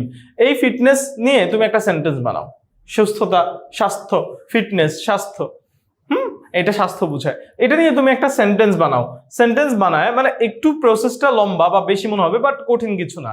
তুমি বারবার লিখলা, পড়লা, 1 2 নাম্বার, তারপর হচ্ছে সেন্টেন্স বানাইলা, 3 নাম্বার ওই যে সেন্টেন্স গুলো বানাইলা, এগুলো 10-12 দিন পর পর তুমি রিভিশন দিলা, 7 দিন পর পর রিভিশন দিলা, নোট খাতাটা বারবার পড়লা, বারবার পড়বা, বারবার পড়তে হবে, রিভিশন দিতে হবে। তাহলে 3টা কাজ যদি করতে পারো তাহলে সারা জীবন মনে থাকবে। 1 বারবার লেখা পড়া, 2 নম্বর হচ্ছে সেন্টেন্স বানানো, 3 নম্বর হচ্ছে রিভিশন দেওয়া, রেগুলার বেসিসে রিভিশন দেয়। এটা করলে ভোকাবুলারি মনে থাকে। ওয়েলথ সম্পদ, সিনোনিম, এটা সিনোনিম কি হবে বলো? রিচনেস। এইটা হচ্ছে অ্যাবস্ট্রাক্ট নাউন। ওয়েলথ একটা সাধারণত অ্যাবস্ট্রাক্ট হয় না, এখানে আমরা মানে টাকা পয়সা, ধন সম্পদ এগুলো ধরা যায়, এই অর্থে আমরা রিচেস নিচ্ছি। রিচেসটা সাধারণত এই অ্যাবস্ট্রাক্ট হয় না আর কি। রিচনেস ধনাত্ম, যেটা রিচনেস, ওটাও হইতে পারতো, বাট ওটা অ্যাবস্ট্রাক্ট নাউন বলে ওটা আমরা নিলাম না। রিচেস ধন সম্পদ বুঝাইলাম, সম্পদ।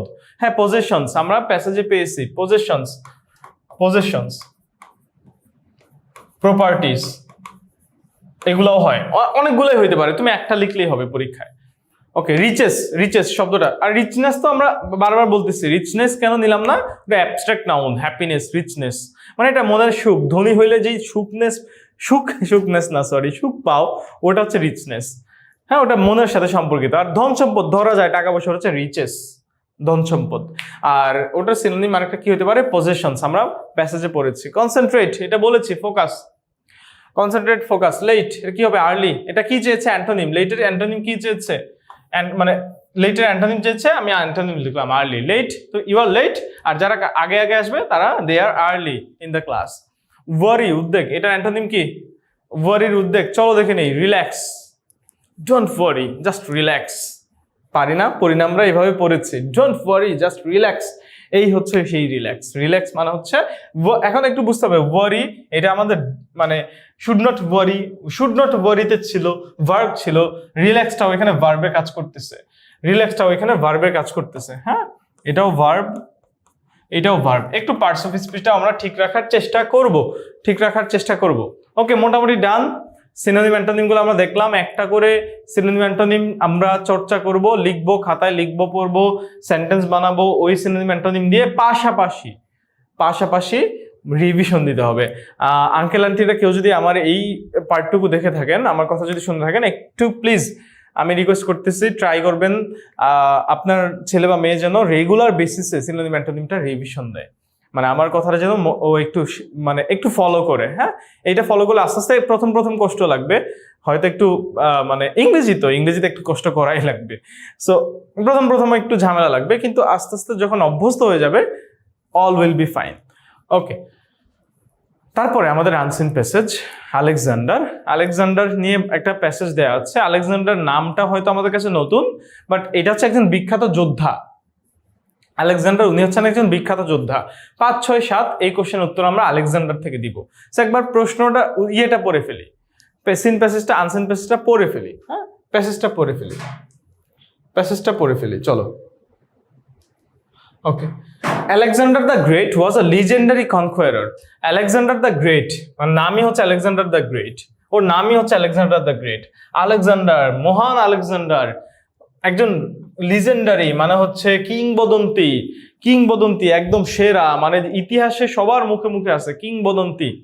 লিজেন্ডারি কনকোয়ারর মানে হচ্ছে যোদ্ধা বা জয়ী যোদ্ধা, যিনি গাজী, যাদের ইয়েস আমার নামের সাথে মিলে গেছে।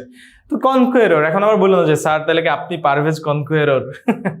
না, বিষয়টা এইরকম না, মানে একই রকম, বাট ইংরেজি শব্দটা হচ্ছে কনকোয়ারর। কনকোয়ারর মানে হচ্ছে যারা জয়ী যোদ্ধা তাদেরকে বোঝায়। কনকোয়ার মানে জয় করা, কনকোয়ার মানে হচ্ছে জয় করা, আর কনকোয়ার মানে হচ্ছে জয়ী লোক। ইতিহাসের অন্যতম একজন শ্রেষ্ঠ জয়ী যোদ্ধা হচ্ছেন Alexander, known for creating one of the largest empires in history. তিনি কেন হচ্ছে তিনি সুপরিচিত? তিনি ইতিহাসের অন্যতম বড় যেই এম্পায়ার সেটা তৈরি করেছেন। এম্পায়ার মানে রাজত্ব, কিংডম। এম্পায়ারের সিনোনিম হয় kingdom. Born in 356 BC in পেলাতে জন্ম নিয়েছে, বিসিতে, বিফোর ক্রাইস্ট। বিসি মানে হচ্ছে বিফোর ক্রাইস্ট, মানে খ্রিস্টপূর্ব, যেটা 356 খ্রিস্টপূর্ব। পেলা দ্য ক্যাপিটাল অফ মেসিডোনিয়া, এটা ইউরোপের একটা দেশ। মেসিডোনিয়ার ক্যাপিটাল হচ্ছে পেলাতে জন্ম নিয়েছে। He became king at the age of 20। সে কত বছর বয়সে রাজা হয়? 20 বছর বয়সে। After his father king Philip two, যেটা মানে দ্বিতীয় ফিলিপ। আগের দিনে রাজরাজাদের যদি নাম মিলে যেত, যেমন এলিজাবেথ কিছুদিন আগে মারা গিয়েছে, রানী এলিজাবেথ নাম শুনে থাকবা। ভিক্টোরিয়া, এরকম এই যে রানী রাজা যারা আছে, যেমন ভিক্টোরিয়া 2 আর ভিক্টোরিয়া 2 আছে, ভিক্টোরিয়া 1 আছে। একই বংশে একই নামে দুইজন যদি একই পদে যায়, তাহলে প্রথম জনকে 1 বলা হয়, দ্বিতীয় জনকে 2 বলা হয়, এরকম আর কি বলা হতো আগে। ওয়াজ অ্যাসাসিনেটেড, তাহলে তার বাবাকে কি করা হয়েছে? অ্যাসাসিনেটেড মানে হচ্ছে হত্যা করা। ওয়াজ কিল্ড মানে তাকে মানে আততায়ী তো বুঝি আমরা, যে গোপনে আক্রমণ করে হত্যা করে ফেলা, that is called assassination. Killing হচ্ছে একদম একদম মেরে ফেলছে। আর একটু গোপনে গোপনে হ্যাঁ মানে গুলি করে আবার চলে যাওয়া, দিস ইজ কল্ড অ্যাসাসিনেশন।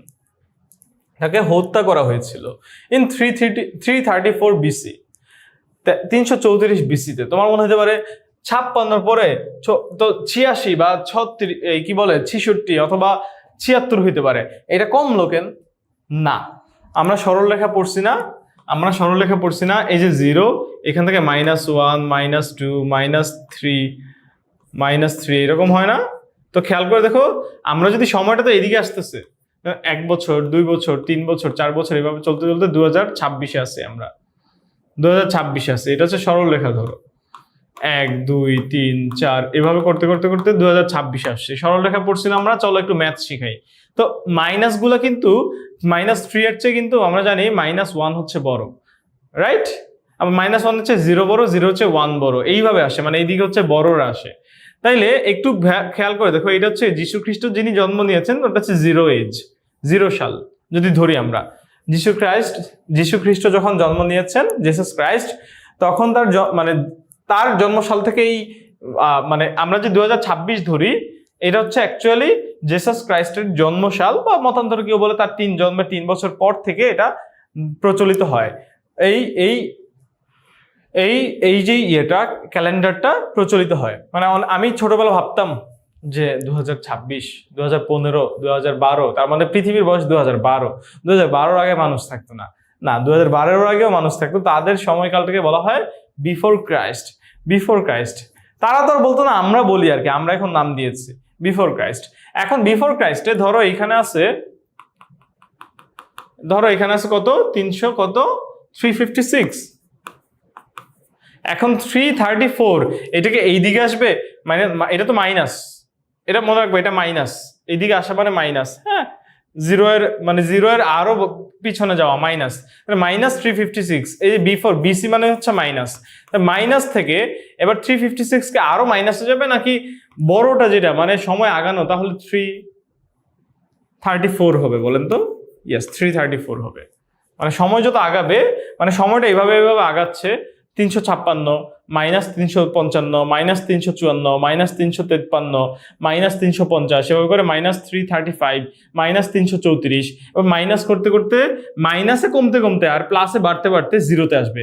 -1, এই যে -3 -2 -1 তারপরে 0। তো খেয়াল করে দেখো, সময়টা যদি আমরা পিছনে যাই তাইলে সংখ্যাগুলো দেখলে বড় হচ্ছে, বাট আমরা যদি সময়টা অ্যাকচুয়াল যেভাবে আগাচ্ছে, আমরা এইভাবে যাওয়া মানে সময় আগানো, দুনিয়া আগায় যাচ্ছে, যে 1 সাল 2 সাল 3 সাল 2024 সাল 2025 সাল 2026 সাল, পরে আসবে 2027, পরে আসবে 2028। তো এইভাবে গেলে সময়টা বাড়ে। তো সময় বাড়াইতে গেলে খেয়াল করে দেখো, 3-এর চেয়ে পরে 2 আসে, 2-এর পরে 1 আসে, তাহলে 356 পরে 334 আসবে। আই গেস বুঝতে পারছি। এরপরও ম্যাথটা, সরলরেখার ম্যাথটা একটু ভালো করে করবা। আমি ম্যাথ পারি না, আমি নিজে পড়াই না, আমি এই জন্য পারি না বলে পড়াই না, যতটুকু পারি বুঝাইলাম। সো একটু এই নলেজগুলো রাখবো আমরা। বিসি যখন বলবো তখনই সালটা মাইনাস হয়ে যাবে, বিফোর ক্রাইস্ট। ওকে, আগাই। আলেকজান্ডার বিগেন হিজ ক্যাম্পেইন 334 খ্রিস্টপূর্ব শতাব্দীতে। আলেকজান্ডার তার ক্যাম্পেইন শুরু করে to conquer the Persian empire. পারস্য যে রাজত্ব আছে, পার্সিয়ান, ইরানিয়ান, বর্তমান যে ইরান যে অঞ্চলটা, মধ্যপ্রাচ্যের অঞ্চল, এই রাজত্বটা দখল করার জন্য আলেকজান্ডার তার ক্যাম্পেইন শুরু করে। সে মানে ভালো লাগতেছে না, যাই একটু পার্সিয়ান অ্যাটাক করে আসি, এইরকম আর কি, মানে ক্যাম্পেইন শুরু করে। ভালো লাগতেছে না, যাই একটু ইন্ডিয়া অ্যাটাক করে আসি। Okay, he led his army across Asia Minor. হ্যাঁ, এশিয়ার যে ছোটখাটো অঞ্চল আছে এশিয়া মাইনর, সেই এশিয়া মাইনর বলা হচ্ছে। তার আর্মিগুলোকে এশিয়া মাইনরে পাঠিয়েছে, ইজিপ্টে পাঠিয়েছে, মিশরে পাঠিয়েছে। ইজিপ্ট মানে হচ্ছে মিশর, পার্সিয়া মানে পারস্য রাজ্য বা Iran, and even into India, এমনকি ইন্ডিয়ায় পাঠিয়েছে। ডিফিটিং পাওয়ারফুল আর্মিজ, মানে অনেক পাওয়ারফুল আর্মিজদেরকে হারিয়ে দিয়েছে এবং দখল করেছে রাজ্য। And taking control of the vast territories মানে অঞ্চল, বিশাল অঞ্চলের কন্ট্রোল নিয়েছে। His most famous victory came at the battle of Gaugamela in 331 BC. তার সবচেয়ে ফেমাস ভিক্টোরি কোথায় আসে? Came at the battle of Gaugamela 331 বিসিতে, where he defeated king Darius III of Persia. পারস্যের দারিয়াস নামে একজন রাজা ছিলেন, দারিয়াস থ্রিকে হারিয়েছেন কোথায়? গওগামেলাতে, ইরানের গওগামেলায় তিনি এই মধ্যপ্রাচ্যের গওগামেলায় তিনি হারিয়েছেন, ব্যাটল অফ গওগামেলা। এখানে দারিয়াসকে হারিয়ে, এইটাই হচ্ছে সবচেয়ে তার মানে সেলিব্রেটেড উইন আর কি। ডিউরিং হিজ কনকোয়েস্ট মানে এই যে অভিযান, এই যে বিজয়ী অভিযানকে কনকোয়েস্ট বলা হয়, অভিযান। হ্যাঁ, আলেকজান্ডার স্প্রেড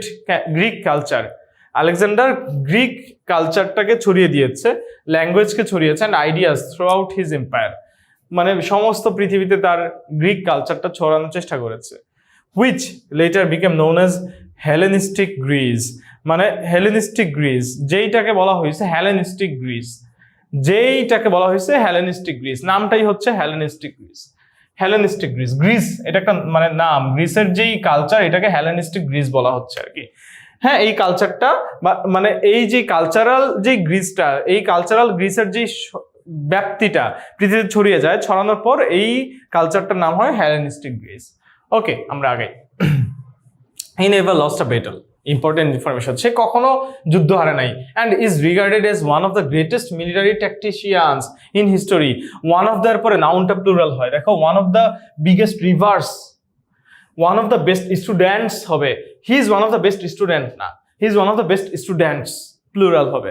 তো টেকটিশিয়ানস মানে হচ্ছে কৌশলী লোক, হ্যাঁ, ইঞ্জিনিয়ার্স যারা কৌশলী, নাউনটা প্লুরাল হয়েছে। One of the greatest military tacticians মানে সামরিক কৌশলী লোকদের মধ্যে সে অন্যতম একজন সেরা ইন হিস্ট্রি, ইতিহাসে। মানে যুদ্ধ করতে এমনভাবে যুদ্ধ করতো যে মানে শত্রুরা মানে কোন দিক দিয়ে সে আসতো, কোন দিক দিয়ে মাইরা ধসায় ফেলতো, শত্রুরা জানতো না, বুঝতো না। হি ডাইড ইন 323 BC, তার মানে জন্ম নিছে কবে? 356 BC-তে, মারা গেছে কবে? 333 BC-তে। তোমরা অনেকে বারবার বলো যে ভাইয়া 333 থেকে তো 356 থেকে তো সে জন্ম নিছে, তাইলে তো 400 সালে মারা যাওয়া উচিত, 410-এ মারা যাওয়া উচিত না। ওই যে বললাম, সংখ্যা রেখা পড়াই দিলাম আজকে। Okay, he died in 323 BC at the age of 32 in Babylon. তাহলে সে কত বছর বয়সে? সে মারা গিয়েছে মাত্র 32 বছর বয়সে বেবিলনে। And his empire was eventually divided among his generals. তার জেনারেলদের কাছে এম্পায়ার গুলা ডিভাইড করা হয়। জেনারেল মানে হচ্ছে আর্মি জেনারেল যারা থাকে আর কি, সৈন্য সামন্তের সেনাপতি। আলেকজান্ডারস লিগেসি, হেরিটেজ পড়েছি আজকে আমরা, কন্টিনিউস টু ইনফ্লুয়েন্স হিস্টোরি, ইতিহাসকে ইনফ্লুয়েন্স করতে থাকে। And his achievements are still celebrated today. তার অ্যাচিভমেন্টস গুলো এখনো পৃথিবীতে অনেক অনেক বেশি সেলিব্রেটেড। সো চলেন আমরা এই পরে যে প্রশ্নটা আছে সেগুলো সলভ করে ফেলি, এখন একদম ইজি হয়ে যাবে। আলেকজান্ডার দ্য গ্রেট, আমরা জানি ইনফরমেশন ট্রান্সফার কিভাবে করা লাগে, জাস্ট ইনফরমেশন, ওই ছোট ইনফরমেশনটা, কোনো সেন্টেন্স না, কোনো ক্লজ না, জাস্ট ফ্রেজ আকারে আমি এই নাম্বারের ইনফরমেশনটা নিব। Alexander the great was born কত সালে? হোয়ার? আমার এইখানে চাইছে জন্মস্থান মানে কোথায়, এখানে স্থান চাইছে, এখানে হোয়েন বলতে সময় চাইছে, সময় দেওয়া আছে, খালি স্থানটা লিখবো, পেলা মেসিডোনিয়া, একদম ধরে ধরে যা লিখছে, বেশি কিছু লেখা লাগবে না, just Pella Macedonia. He became king, কোথায় কিং হয়েছে? পেলার কিং হয় কখন? At the age of 20। আমরা জানি কখন সে কিং হয়, তার বাবার মৃত্যুর পর, বাবাকে হত্যা করা হয়েছে, তারপরে 20 বছর বয়সে সে হচ্ছে কিং হয়, এবং রাজা ছিল মাত্র 12 বছর, 32 বছর বয়সে সে মারা যায়। He began his campaign two conquer, কোথায় তার ক্যাম্পেইন শুরু করেছে? কনকোয়ার, কি কনকোয়ার করবে সে বলো? পারসা বা পারস্য রাজ্য কনকোয়ার করার জন্য সে তার ক্যাম্পেইন শুরু করে। আমরা আরেকবার দেখে নেই, এই যে দেখো, সে তার ক্যাম্পেইন শুরু করেছে কনকোয়ার পার্সিয়ান এম্পায়ার, এই যে দেখো দাগ দেয়া আছে অলরেডি। সে তার ক্যাম্পেইন শুরু করেছে 334 BC-তে। পারস্য রাজ্য বা পারস্য সাম্রাজ্য সে দখল করার জন্য, কনকোয়ার বা জয় করার জন্য। সো পার্সিয়ান এম্পায়ার বা পার্সিয়ান এম্পায়ার বললেও হবে। এটা তুমি যদি পার্সিয়ান এম্পায়ার লিখো, প্রশ্নে আমার এই টেক্সটে পার্সিয়ান এম্পায়ার বলা আছে, fine, okay, absolutely fine. He dash at the battle of Gaugamela 331, কি হবে এটা? কি করেছে? হোয়াট যখন জানতে যাবে মানে ঘটনাগুলা, গৌগামেলায় সে কি করেছে? ডিফিটেড কিং দারিয়াস 3, হি ডিফিটেড, জাস্ট ডিফিটেড, মানে যেই কাজটুকু। আমি এখানে সাবজেক্ট আর ভার্ব একসাথে নিব না, সাবজেক্ট প্লাস ভার্ব একসাথে নিব না, আমি সাবজেক্ট নিতে পারি নাহলে ভার্ব নিতে পারি, নাহলে সাবজেক্ট নিতে পারি, কিন্তু হি ডিফিটেড কিং দারিয়াস যদি কেউ লিখো, মানে এখানে যদি আমি লিখি হি ডিফিটেড কিং দারিয়াস, একটা ক্লজ হয়ে যাবে, একটা সেন্টেন্স হয়ে যাবে। কিং দারিয়াসকে সে হারিয়েছে, জাস্ট বলো ডিফিটেড কিং দারিয়াস। এইভাবে ছোট ইনফরমেশন ফ্রেজ আকারে নিতে হবে। এখানে যেই ইনফরমেশনগুলো নিব দেখো সবগুলোই ফ্রেজ, কোনটা ক্লজ হয় নাই। আশা করি ক্লজ ফ্রেজ আমরা বুঝি, না বুঝলে উত্তর বলে দিচ্ছি যে ক্লজ বা এই কম্বিনেশন, এই জুটিকে একসাথে এখানে আনা যাবে না কোনোভাবে। আমার এখানে সেন্টেন্সের মতো সাবজেক্ট ভার্ব একসাথে রাখা যাবে না। হি ডাইড, দেখো আলাদা আলাদা বক্সে, এমন বলা যায় না যে এখানে আরেকবার বলি না হি ডাইড। কোথায় মারা গেছে? বেবিলনে। কত বছর বয়সে? 323 BC at the age of 32। তুমি যদি নাও যে at the age of 32, তাও হবে। আবার 323 BC এটাও হবে, আবার 323 BC এটা লিখে at the age of 32 লিখলে সেটাও হবে। ওকে, ইনফরমেশন ট্রান্সফার গেল। তারপর হচ্ছে আমরা ট্রু ফলসটা একটু দেখে নিই। Alexander the great was born in 356 BC। না, 356 BC তে, হ্যাঁ আমরা কিন্তু এটা জানি কিভাবে আনসার দিতে হবে। দেখো কারেক্ট আনসার দিতে হবে যদি ফলস স্টেটমেন্ট দেওয়া হয়। ফলস থাকলে ওটা কারেক্ট লিখতে হবে, ট্রু থাকলে ট্রু অ্যান্সার, জাস্ট ট্রু লিখলেই হবে। আর এটা যদি কারেক্ট ফলস হয়, এটা ইনকারেক্ট হয়, তাহলে কারেক্ট যেই ট্রু যে স্টেটমেন্ট ওটাকে আমার লিখতে হবে, কথাটা লিখতে হবে। ওকে, আলেকজান্ডার কি 356-তে জন্ম নিছে? আর সে কি অ্যাথেন্সে জন্ম নিছে? চলেন তো আরেকবার দেখি। 356-তে জন্ম নিছে, কিন্তু সে কি অ্যাথেন্সে জন্ম নিছে? 356 BC-তে জন্ম নিয়েছে, ফাইন, বাট অ্যাথেন্সে না। ওয়ার? পেলা কোথায়? মেসিডোনিয়াতে। সো এইটা হচ্ছে আমার এখানে ঝামেলা, মানে সবই ঠিক ছিল, খালি আমার 356 মানে মেসিডোনিয়া এর জায়গায় কি চলে এসেছে? অ্যাথেন্স চলে এসেছে। সো আনসার কি হবে? দেখতেছি আমরা false. Correct answer, Alexander was born in Pella, the capital of Macedonia. তুমি চাইলে সালটা অ্যাড করে দিতে পারো, ইন 356 BC সালটা অ্যাড করে দিতে পারো। ওকে, তারপর Alexander began his campaign two কনকার the Persian empire in 334 AD। এটা কি কারেক্ট? চলেন আবার দেখি কত সালে সে তার মানে শুরু করেছে। 334 বলা আছে, কিন্তু ওখানে কি বলা আছে? 334 BC, ওখানে কি বলা আছে? AD। হাই BC আর AD লাগলো পেচ। চলো, হোয়াট ইজ AD? AD হচ্ছে অ্যানো ডোমিনি, একটা ল্যাটিন ওয়ার্ড, অ্যানো ডোমিনি। হ্যাঁ, অ্যানো ডোমিনি, অ্যানো ডোমিনি, DOMINAE, এরকম একটা স্পেলিং হচ্ছে অ্যানো ডোমিনি মানে হচ্ছে খ্রিস্ট পরবর্তী। এটা ল্যাটিন ইংরেজি শব্দ না, ল্যাটিন শব্দ। খ্রিস্ট পরবর্তী, হ্যাঁ, খ্রিস্ট পরবর্তী। তো এইটা আমরা মনে রাখতে পারি এইভাবে। বি মানে বিফোর ক্রাইস্ট, এ মানে আফটার। এখানে আফটার না, আফটার ক্রাইস্ট বলি না আমরা এটাকে, after the birth of Jesus. এই জিনিসটা বুঝে এটাই, কিন্তু এডি এর মানেটা হচ্ছে একটু আলাদা। এডি ল্যাটিন শব্দ, যার নাম হচ্ছে অ্যানো ডোমিনি। যাই হোক, অ্যানো ডোমিনি মানে হচ্ছে খ্রিস্ট পরবর্তী। তার মানে এখানে আমার বলা ছিল 334 BC, আর এখানে বলা হচ্ছে এডি, মানে তুমি এখন 2026 এডিতে আসো। আই গেস বুঝতে পারছি, খ্রিস্ট পরবর্তী তুমি 2026 সালে আসো। খ্রিস্ট পূর্ব তুমি যদি 2026 খ্রিস্ট জন্মের 2026 সালে যাও, তাহলে সেটা হবে -224-26, বা ওটাকে আমরা বলি 226 BC।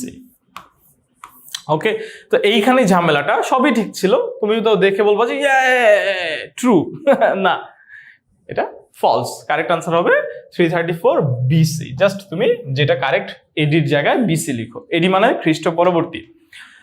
ওকে, পরেরটা ট্রু দেখতে পাচ্ছি। Alexander defeated king Darius at the battle of Gaugamela in 331 BC। হ্যাঁ, 331 BC তে গাউগামেলাতে সে দারিয়াস 3 কে হারিয়েছে। এটা ট্রু। ওকে, এটা আমরা প্যাসেজে পড়েছি, ট্রু। তারপরে Alexander lost several battles during his conquests. তার এই অভিযান, কনকোয়েস্ট মানে কি বলেন? অভিযান, ক্যাম্পেইন, মিশন। তার মিশনের সময় সে অনেকগুলো ব্যাটল হারিয়ে ফেলছে। সে একটা ব্যাটলও হারে নাই। সো সেভারাল ব্যাটলসে হারছে না, Alexander never lost a battle. Alexander কখনো একটা ব্যাটল মানে একটা যুদ্ধ হারায় নাই। Alexander's empire was divided among his generals after his death. Okay, fine, হ্যাঁ এটা ঠিক আছে, এটা ট্রু, এবং এটা আমরা ট্রু লিখেছি, জাস্ট ট্রু লিখলেই হবে। ট্রু ফলস গেল। তারপরে আমরা যাব হচ্ছে সামারিতে। সামারিটা কিভাবে করবা? ব্যক্তির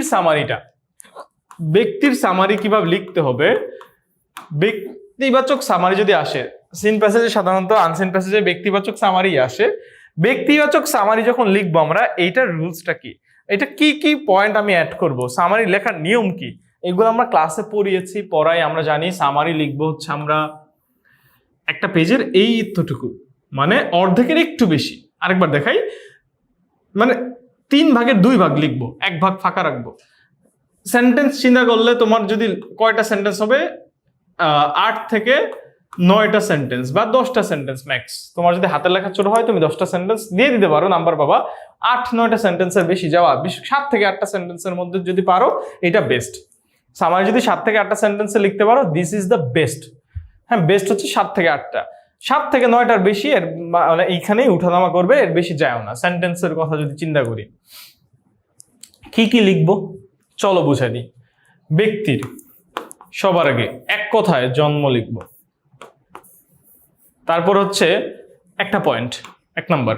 2 নাম্বার হচ্ছে তার বাল্যকাল, বাল্যকালের ইম্পর্টেন্ট ইনফরমেশন। অবশ্যই ইম্পর্টেন্ট ইনফরমেশন কি বাল্যকালে, বলো তার বাবাকে সে হারাই ফেলছে এবং 20 বছর বয়সে আলেকজান্ডার রাজা হয়েছে। আলেকজান্ডার কে, মানে জন্ম কি, তার পরিচয়, জন্ম পরিচয় দিব আর কি। জন্ম বলতে জন্ম পরিচয়, জন্ম পরিচয়। আলেকজান্ডার হচ্ছে ওয়ান অফ দ্য গ্রেটেস্ট কনকুয়ারার্স। এখন কথা হচ্ছে আমরা কিন্তু এই যে দেখো, আলেকজান্ডার দ্য গ্রেট বর জন্ম দিলাম, was one of the history's most legendary conquerors. একটু ঘুরায় বলছি। আমার প্যাসেজটা কি ছিল চলো তো দেখি। প্যাসেজটায় বলা হয়েছে যে Alexander the great was a legendary conqueror known for creating one of the largest empires in history. কেন সে হিস্টোরিতে নোন, সবকিছুই লিখেছি, সবকিছুই দিয়েছি, সবকিছুই ফাইন, ওকে। কিন্তু সমস্যা হচ্ছে আমার প্যাসেজে যা বলছে ওটাকে আমি একটু ঘুরায় বলছি। দেখো একটু ঘুরায় বলছি, কি বলছি, একই জিনিস ঘুরায় বলছি।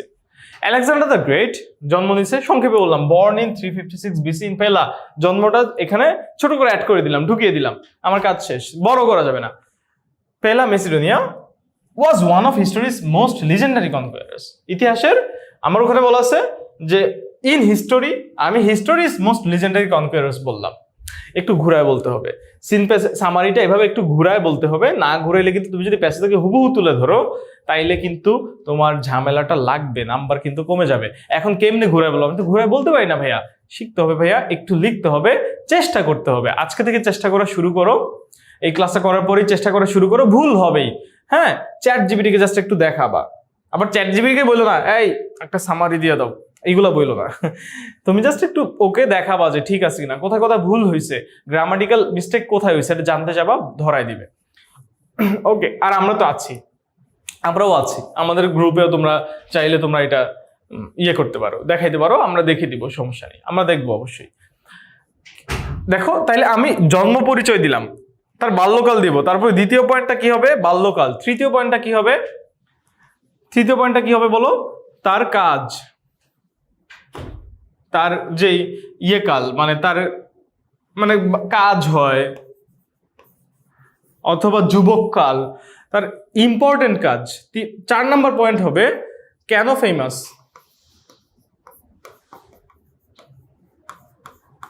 ইম্পর্টেন্ট কাজ।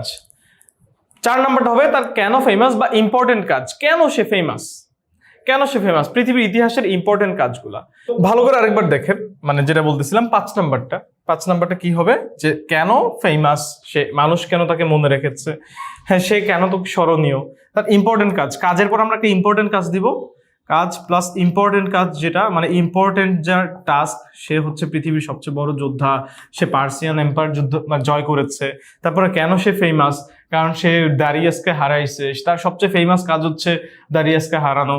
তারপরে তার মানে এন্ডিং, মৃত্যু, এন্ড, তারপর হচ্ছে এন্ড বা মৃত্যু।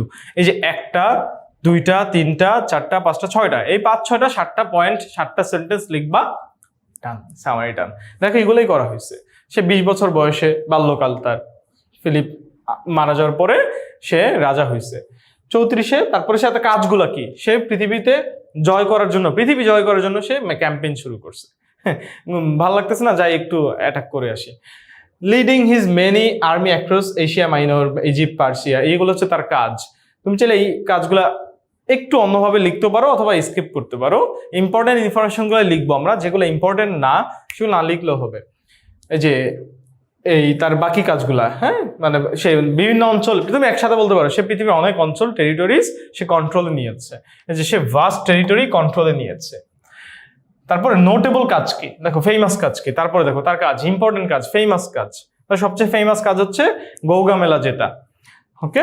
তারপরে দেখো মানে সব মানুষ কেন তাকে মনে রেখেছে, ঠিক আছে, মানুষ তাকে মনে রেখেছে কারণ সে গ্রিক ল্যাঙ্গুয়েজটা সে হেলেনিস্টিক গ্রিস যেটা আছে আমাদের হেলেনিস্টিক গ্রিস সংস্কৃতি, এইটাকে সে ছড়িয়েছে পৃথিবীতে, ঠিক আছে, মোটামুটি এই। তারপরে কত সালে মারা গেছে এগুলো আমরা লিখেছি, তুমি চাইলে এগুলো আমরা একটু বড় করে লেখা আছে এখানে, তুমি আরো এটা কমাই দিবা, কত সালে মারা গেছে পাস্ট হয়ে, তারপর ডান, তারপর কি হয়েছে তার ইয়েগুলা, মানে তুমি চাইলে নাও লিখতে পারো যে তার যেই কিংডম গুলো ডিভাইডেড হয়ে গেছে, ওটাও তো ইম্পর্টেন্ট ইনফরমেশন না, কিন্তু সে কেন মনে রাখা হয়েছে, his legacy continues to shape history, এই যে এই কথাটা তুমি এখানে আবার অ্যাড করে দিয়ে তারপর হচ্ছে তুমি কিন্তু ছোট করে মানে কেন সে মনে রাখা হয়েছে, কারণ সে গ্রিক হিস্টোরিটাকে বাঁচায় রাখছে, এখনো হচ্ছে তার গ্রিস হিস্টোরি নিয়ে, তার যে দেশের সংস্কৃতি, মেসিডোনিয়া আগে গ্রিসের অন্তর্ভুক্ত ছিল এই আর কি, সো মেসিডোনিয়ার সংস্কৃতি, গ্রিসের সংস্কৃতি এইটাকে সে ধারণ করেছে এখনো,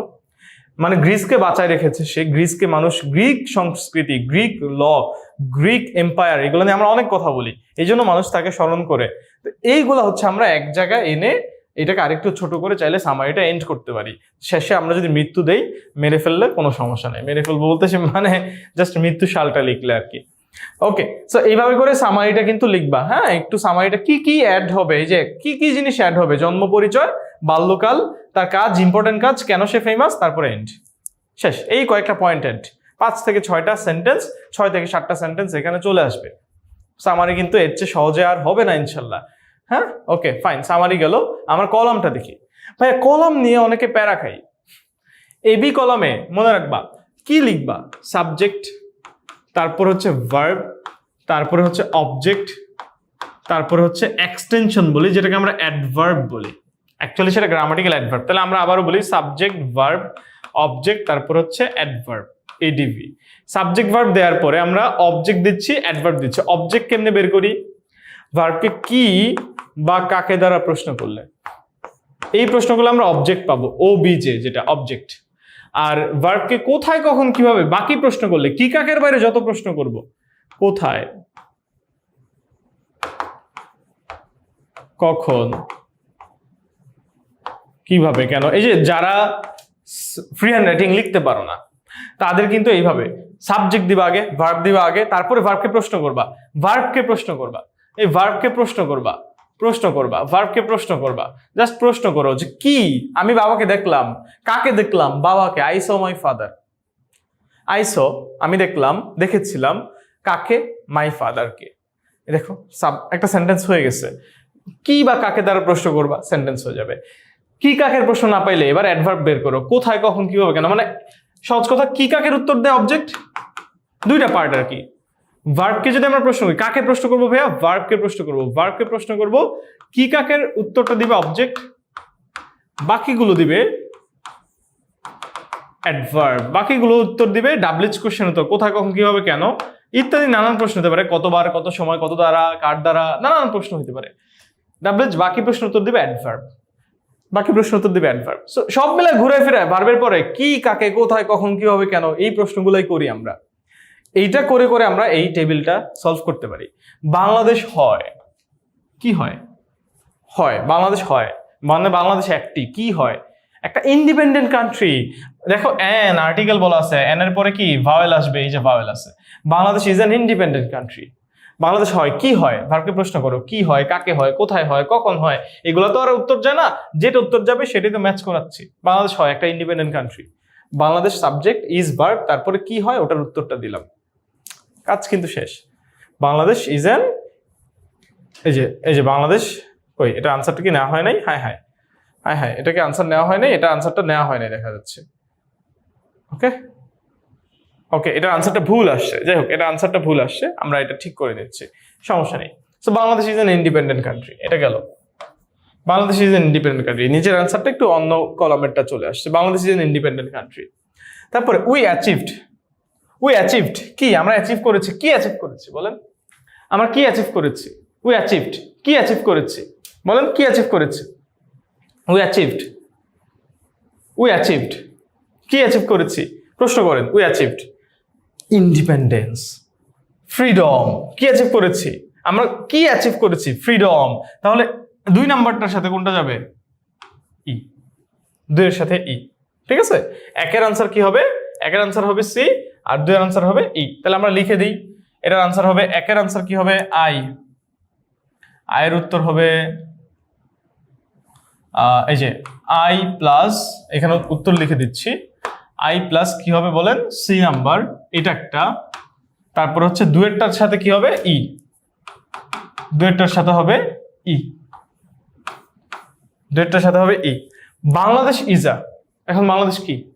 বাংলাদেশ হয় কি হয়? বাংলাদেশ একটা ইন্ডিপেন্ডেন্ট কান্ট্রি, এন এর সাথে আই গেছে, এটা তো হয়ে গেছে। এর সাথে এবার ডেভেলপিং কান্ট্রি, বাংলাদেশ একটা উন্নয়নশীল দেশ, তাহলে এটা হয়েছে বাংলাদেশ ইজ অ্যান উন্নয়নশীল দেশ, Bangladesh is a developing country. 3 এর সাথে যাবে বি, 3 এর সাথে যাবে হচ্ছে বি, গেল এটা, ফাইন। ইট হ্যাজ সাম, এটার আছে কি আছে বলেন? It has some, it has some, এটা কি আছে? ইট হ্যাজ, এটার আছে, সাম কি আছে? It has some. আচ্ছা 3টা তো গেল, এইটা গেল, এইটা গেল, এইটা গেল, এখন বাকি রইল এইটা আর এইটা। It has some of the main obstacles, না মিলে না। ইট হ্যাজ সাম আছে, অবস্টাকলস বাধা, টু বি ডেভেলপড, এর কিছু বাধা আছে। কি আছে বাধা আছে? দেখো ভার্ব, এই যে ভার্বের পরে প্রশ্ন করো কি আছে? সাম অবস্টাকলস, মিলে গেছে। কি এর উত্তর দিচ্ছি আমরা, মানে যা প্রশ্ন করবো কি কাকে কোথায় কখন কিভাবে কেন, এগুলাই মেইনলি আমাকে সাহায্য করবে। সো ইট হ্যাজ সাম, এটার সাথে যাবে কি? আইভির সাথে যাবে হচ্ছে ডি, আইভির সাথে যাবে হচ্ছে ডি, গেল আইভির সাথে ডি। তারপরে আমার কি হবে? V number, corruption is one of, corruption is one of the main obstacles, corruption is one of the main obstacles. ঠিক আছে, সো এটার হয়তো নিজের আনসারটা ঠিক করা হয় না, প্রিন্টিং মিস্টেক চলে আসছে, আমরা কিন্তু এটার আনসারটা এখন ঠিক করে নিলাম। Corruption is one of the, বাকি একটা রইল one of the main struggles. V এর সাথে এ নাম্বার, ভি এর সাথে আনসার কি হবে? এ নাম্বার, এই তো শেষ, সরি এ, ভি এর সাথে এ। ডান, কাহিনী কিন্তু ডান। এই ছিল আমাদের সাবস্টিটিউশন টেবিল, সহজ ভাইয়া। জাস্ট আপনি সাবজেক্ট ভার্ব অবজেক্ট অ্যাডভার্ব এই প্যাটার্নটা ফলো করবেন, যা আসবে সব এইখানে। বিশেষ করে বেশিরভাগ ভার্বের পরে কি কাকে প্রশ্ন করলে আমার বেশিরভাগ উত্তর মিলে যায়, কি কাকে না পাইলে কোথায় কখন কিভাবে কেন অ্যাডভার্বগুলো বের করবো আমরা। ওকে, গেল এটা, গেল আমাদের সামারি, কি আমাদের কি বলে টেবিলটা গেল। আমরা এখন যাব হচ্ছে একটা রিঅ্যারেঞ্জ। 8টা প্রশ্ন আসবে, রিঅ্যারেঞ্জ কি না করা লাগে ভাই আমরা জানি, জাস্ট সাজাবেন, গল্পটা আপনার মতো করে সাজাবেন। Just then a hungry fox came along and saw the cheese in the crow's beak. ক্রোর ঠোঁটে, কাকের ঠোঁটে চিজ, চিজ মানে পনির, পনির বা চিজ, চিজই বলি আমরা, চিজ দেখেছে, কাক চিজ পাইছে কোথাও থেকে। এখন এটা আবার ফক্স দেখছে, তা এইটা কি গল্পের শুরু হইতে পারে? না, এটা তো গল্পের শুরু না। গল্পের শুরু হবে যে কাক একটা চিজ পাইছে, তারপরে হয়তো বা এই শিয়াল দেখছে। You are the most beautiful and talented bird I have ever seen, said the fox. শুরু থেকে এরা বলবে যে তুমি হচ্ছে পৃথিবীর সবচেয়ে সুন্দর পাখি। The crow flattered by the fox words opened his mouth. এটা কি শুরু হবে? মানে ফ্ল্যাটার্ড, ফ্ল্যাটার্ড মানে একদম তোষামোদে একদম গোলে যাওয়া, ফ্ল্যাটার্ড মানে হচ্ছে গোলে যাওয়া, ফ্ল্যাটার্ড মানে হচ্ছে গোলে যাওয়া, ঠিক গলে গেছে। এটা কি শুরু হবে? না, এটাও শুরু হবে না। বাই দ্য ফক্সেস ওয়ার্ডস, না এটা শুরু না। Please Singh a song for me, আমার জন্য একটা গান গাও, এটাও শুরু না। আমরা একটু সংক্ষেপেই পড়ি, এটাও শুরু না। Your voice must be as lovely as your appearance, তোমার চেহারার মতোই তোমার ভয়েসটাও হয়তো কত সুমিষ্ট, এটাও না। The fox wanting the cheese for himself began to flatter the crow. আচ্ছা দেখো, ফ্ল্যাটার মানে তোষামত করা, ফ্ল্যাটার মানে কি তোষামত করা, আর ফ্ল্যাটার্ড গলে যাওয়া, তেল দেওয়া, ফ্ল্যাটার মানে তেল দেওয়া, আর ফ্ল্যাটার মানে তেলে তেলিত হয়ে যাওয়া। ওকে, তো দ্য তেলিত কোনো শব্দ নাই, সরি, ওকে, মানে এমনি মজা করলাম। So the fox wanting the cheese for himself began to flatter the crow, তেল দেওয়া শুরু করলো, তোষামত করা শুরু করলো, এইটা আগে হবে। বাট তার আগে তো চিজ চুরি করা লাগবে বা নেওয়া লাগবে, পাওয়া লাগবে। There was a proud crow who found a beautiful piece of cheese. এই হচ্ছে আমার সবার আগের উত্তর। সবার আগে হচ্ছে সে আমার কি করছে, একটা চিজ পাইছে। As soon as the crow sang, the cheese fell from his beak. ওই যে যখনই বলছে যে তোমার আমার জন্য একটা গান গাও, তারপরে ক্রো গান গাইছে, তাহলে গান গাওয়ার পরে আসবে এটা। তারপর হচ্ছে চিজটা ঠোঁট থেকে পড়ে গেছে এবং Fox quickly grabbed it, Fox এটা কেড়ে নিছে, ধরে ফেলছে। The crow sat on a tree and began to eat the cheese. ক্রো গাছে বসছে, তারপরে চিজটা খাওয়া শুরু করছে। চিজ পড়ে যাওয়ার পরে সে আবার চিজ খাবে নাকি সবার আগে চিজ খাওয়া শুরু করবে? তার মানে সবার আগে হবে ভিআই, আমরা বুঝলাম। তারপরে হবে এইটা ভিআইআইআই। সে তারপরে মানে কি করেছে বলো, সে মানে একটা এক টুকরা পনির পেয়েছে, তারপরে এই টুকরা পনিরটা সে খাওয়া শুরু করেছে। তুমি তারপরে যা আছে তাই ওভাবে করে তুমি লিখতে পারলা। Feeling very pleased with himself, নিজেকে নিয়ে সে খুব গর্বিত, প্লিজড। এখন কি হচ্ছে, হঠাৎ করে একটা ফক্সের আগমন হবে। The fox wanting the cheese, এটা কি হবে? Fox wanting him the cheese began to flatter the crow. ফক্সের তো আগে আসতে হবে, রাইট?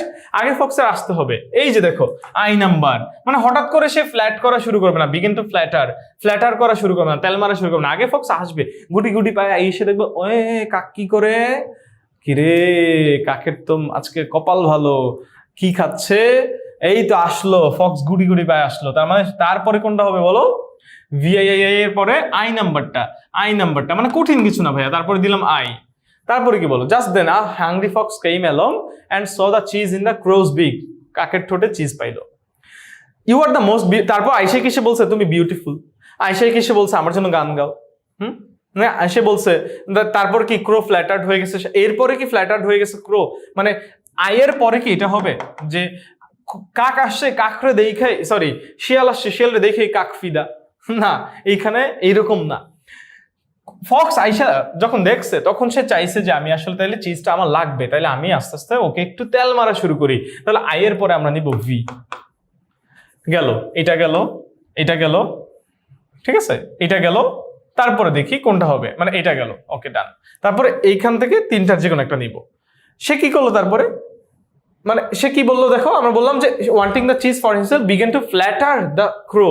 সে বলছে একটু, মানে সে তেল দেওয়া শুরু করছে। 5 নাম্বারটা নিলাম আমরা। 5-এর পরে কি হবে, এবার ফ্ল্যাটার গুলা কি বলছে সেটা লিখবো আমরা। You are the most beautiful and talented bird I have ever seen, said the fox.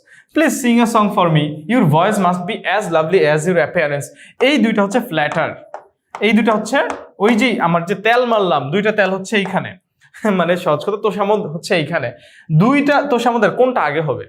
আমি কি প্রথমে বলবো যে আমার জন্য একটা গান গাও, তোমার গান আর তোমার চেহারা একই রকম সুন্দর, তুমি হচ্ছে পৃথিবীর সুন্দর এবং সবচেয়ে ট্যালেন্টেড বার্ড আমি দেখেছি, নাকি আমি বলবো তুমি হচ্ছে পৃথিবীর সবচেয়ে সুন্দর এবং ট্যালেন্টেড বার্ড, আমার জন্য একটা গান গাও, তোমার ভয়েসটাও হয়তো তোমার চেহারার মতোই সুন্দর হবে, তোমার অ্যাপিয়ারেন্স বাহ্যিক দর্শনের মতোই হয়তো সুন্দর হবে। তাহলে এইটা আগে বলে তারপর এটা বলা উচিত।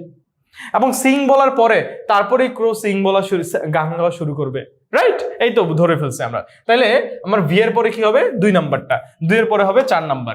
সো লিখে আমরা 2 নাম্বার, তারপর হচ্ছে 4 নাম্বার, 1টা 2টা 3টা 4টা 5টা 6টা, বাকি রইল কয়টা? বাকি রইল কয়টা? এটা হয়ে গেছে, ও এটা হয়ে গেছে, এটা হয়ে গেছে। এখন তারপর গান গাইতে বলছে, তারপরে ক্রো ফ্ল্যাটার্ড হয়ে গেছে by the fox's words opened his mouth to sing. তার মুখ খুলেছে গান গাওয়ার জন্য। তাই নাকি বন্ধু, আমি পৃথিবীর সবচেয়ে সুন্দর পাখি, কা করা শুরু করছে। ওকে রাইট, সো এটা হবে 3 নাম্বার।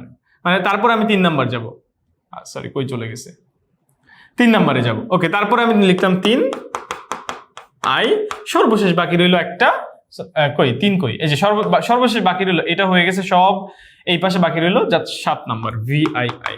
তারপরে গান গাইছে, গান গাওয়ার সাথে সাথে চিজটা পড়ে গেছে। এবার শিয়াল দে ভোদর থাকতি তোর কলা নিয়ে, সুন্দর সুন্দর পাখি, যদিও সবাই সুন্দর এভাবে বলা উচিত না, বাট এটা হচ্ছে বোকামির ফল। হ্যাঁ, নিজের যেই কন্ডিশন, নিজের যে অবস্থা, নিজের সামর্থ্য বুঝা লাগবে, কারো তোষামোদিতেও হয়ে যাওয়া যাবে না। ওকে, সুন্দর বাংলা বললাম অনেক। সো আমরা দেখি এই যে এটাই আনসার, দেখো এইভাবে আনসারটা ভিআই ভিআইআই, তারপর হচ্ছে আই, তারপর হচ্ছে ভি, তারপরে 2, তারপরে 4, তারপরে 3, তারপরে 7, 2 4 3 7। ওকে, এই তো হয়ে গেছে। তারপরে তুমি জাস্ট ধরে ধরে দেখে দেখে ওই সেন্টেন্সটা লিখে দিবা। হ্যাঁ, রিরাইট করবা। এখানে দেখো, put the following parts of the story in correct order to make a whole story. একটা হোল স্টোরি বানানোর জন্য আমার এটা লিখতে হবে। তুমি যদি হচ্ছে খালি এই পার্টটুকু লিখো, তুমি হয়তো বা স্কুলে পরিপূর্ণ নাম্বার পাবা না। সো ধরে ধরে যা আছে তুমি জাস্ট অ্যাজ ইট ইজ উঠায় দাও, এখানে এটা নিয়ে আর প্যারা নেওয়ার কিছু নাই। ওকে, আমরা গেল, আমরা কিছু প্রশ্ন উত্তর দেখি, কবিতার প্রশ্ন উত্তর দেখি। কবিতার প্রশ্নোত্তরগুলো আমরা একদম প্রথম প্রশ্ন যেটা আছে এখানে বলেছে 8টা প্রশ্ন থেকে 5টা প্রশ্নের উত্তর দিতে হবে, তবে আমরা 8টা প্রশ্নের উত্তরই আমরা নেয়ার চেষ্টা করব। সবার আগের প্রশ্ন, চিলড্রেন সংস। আশা করি সব কবিতাগুলো আমাদের পড়া হয়েছে, না পড়ে থাকলে আমরা পড়ে ফেলবো প্লিজ। চিলড্রেন সংস, যারা পড়ো নাই এই পার্টটুকু তাদের কাছে কঠিন লাগবে। চিলড্রেন সংস একটা চমৎকার একটা কবিতা ছিল আমাদের। What does the speaker ask for in their prayer two god. শিশুদের গান যে কবিতাটা আমরা পড়েছি সেখানে যে কবি আছেন তিনি কি বলে, প্রার্থনা করতে বলে, হ্যাঁ কি প্রার্থনা করতে বলে? The speaker ask for guidance to bear the ইয়োক of life. জীবনের যে জোয়াল আছে, ইয়োক মানে হচ্ছে জোয়াল, জীবনের জোয়াল যেন আমি বইতে পারি, এইটা যেন আমি জীবনের যে দায়িত্ব আছে এই দায়িত্ব যেন আমি বহন করতে পারি। আমি যেন মানুষের মতো মানুষ হয়ে যখন আমি বড় হব, মানুষদের মতো হব, সমাজে যারা মানুষ সেই মানুষদের মতো হবো। আমি তো এখন বাচ্চা, যেই মানুষদের মতো আমি হব, হওয়ার পর জীবনের যে দায়িত্ব আছে এটা যেন আমি বইতে পারি, জোয়াল নিতে পারি, এই প্রেয়ারটা করতে বলছে। উইথ স্টিডফাস্টনেস, কি নিয়ে? একদম দৃঢ়তা নিয়ে। To rule themselves with control, এবং তাদেরকে যেন আমি কন্ট্রোল দিয়ে আমি যেন আমার এই যে দায়িত্বগুলো এগুলোকে রুল করতে পারি। To make no worthless sacrifices, এবং আমরা যেন এমন কোনো স্যাক্রিফাইস না করি যেটা যেটা দরকার নাই, হ্যাঁ। এবং কি to walk uncowed by fair or favour. Uncowed মানে হচ্ছে একদম ভীত বা হচ্ছে একদম দমিত, আমি যেন দমিত না হই, ভয় দিয়ে যেন আমি দমিত না হই। এবং to gain strength to help others in distress, এবং আমি যেন অপরকে সাহায্য করতে পারি। এটা একটা প্রার্থনা ছিল, একদম কবিতায় ধরে ধরে এই কয়েকটা প্রার্থনা বলা হয়েছে। আমরা যেন জীবনের দায়িত্ব গ্রহণ করতে পারি, আমরা যেন ওই দায়িত্বগুলোকে কন্ট্রোল করতে পারি, আমরা যেন কোনো ধরনের এমন কোনো স্যাক্রিফাইস না করি যেটা আমাদের দরকার নাই, ওই স্যাক্রিফাইসটাই করবো যেটা আমাদের জীবনের জন্য বা সমাজের জন্য দরকার, হ্যাঁ। তারপর আমরা যেন কোনো না করি, কি বলে, ভয় দিয়ে যেন আমরা ভীত না হয়ে যাই। তারপর হচ্ছে আমরা যেন কোনো ধরনের এমন শক্তি দাও যাতে করে আমরা ডিস্ট্রেস বা দুঃখীদেরকে যেন আমরা সাহায্য করতে পারি। নিজেদের মতো করে কি কি প্রার্থনা আছে এগুলো আমরা আরেকবার দেখে ফেললাম, এইগুলাই আমার চিলড্রেন্স সঙ্গে বলা আছে, লিখে ফেলবো আমরা। In the poem a little plant, আরেকটা চমৎকার কবিতা। Where does the little plant lie, কোথায়? লিটল প্ল্যান্ট মানে হচ্ছে গাছটা কোথায়? বীজের অন্তরে লুকিয়ে আছে। The little plant lies in the heart of a seed, একটা সিডের মধ্যে ভিতরে হচ্ছে লুকিয়ে আছে the little plant. Okay, so deep, so as describe in the poem, buried deep, হ্যাঁ বারিড ডিপ আমরা পড়েছি কবিতায়, বারিড ডিপ একদম অন্তরে অন্তঃস্থিত, এবং হচ্ছে সো ডিপ এটা as describe in the poem, যেমনটা কবিতায় বলা আছে, তোমার মতো করে তুমি লিখতে পারবা। ইন দ্য পোয়েম কি বলেছে? What kind of life does the poet describe as blessed, হ্যাঁ ইন অড অন সলিটিউড, এই কবিতা আমরা পড়েছি। সলিটিউড নির্জনতার যে কবিতা, নির্জনতার যে গান আমি পড়িয়েছি কবিতা তোমাদের, সেই গানে ব্লেসড কাদেরকে বলা হয়েছে? ব্লেসড মানে হচ্ছে ব্লেসড, কারা ব্লেসড? হ্যাঁ, ব্লেসড এর আর্কাইক ফর্ম আমি কবিতা পড়ানোর সময় বলেছি ভাই, এগুলা ব্লেসড এর আর্কাইক ফর্ম, প্রাচীন ফর্ম হচ্ছে ব্লেসড। কারা ব্লেসড?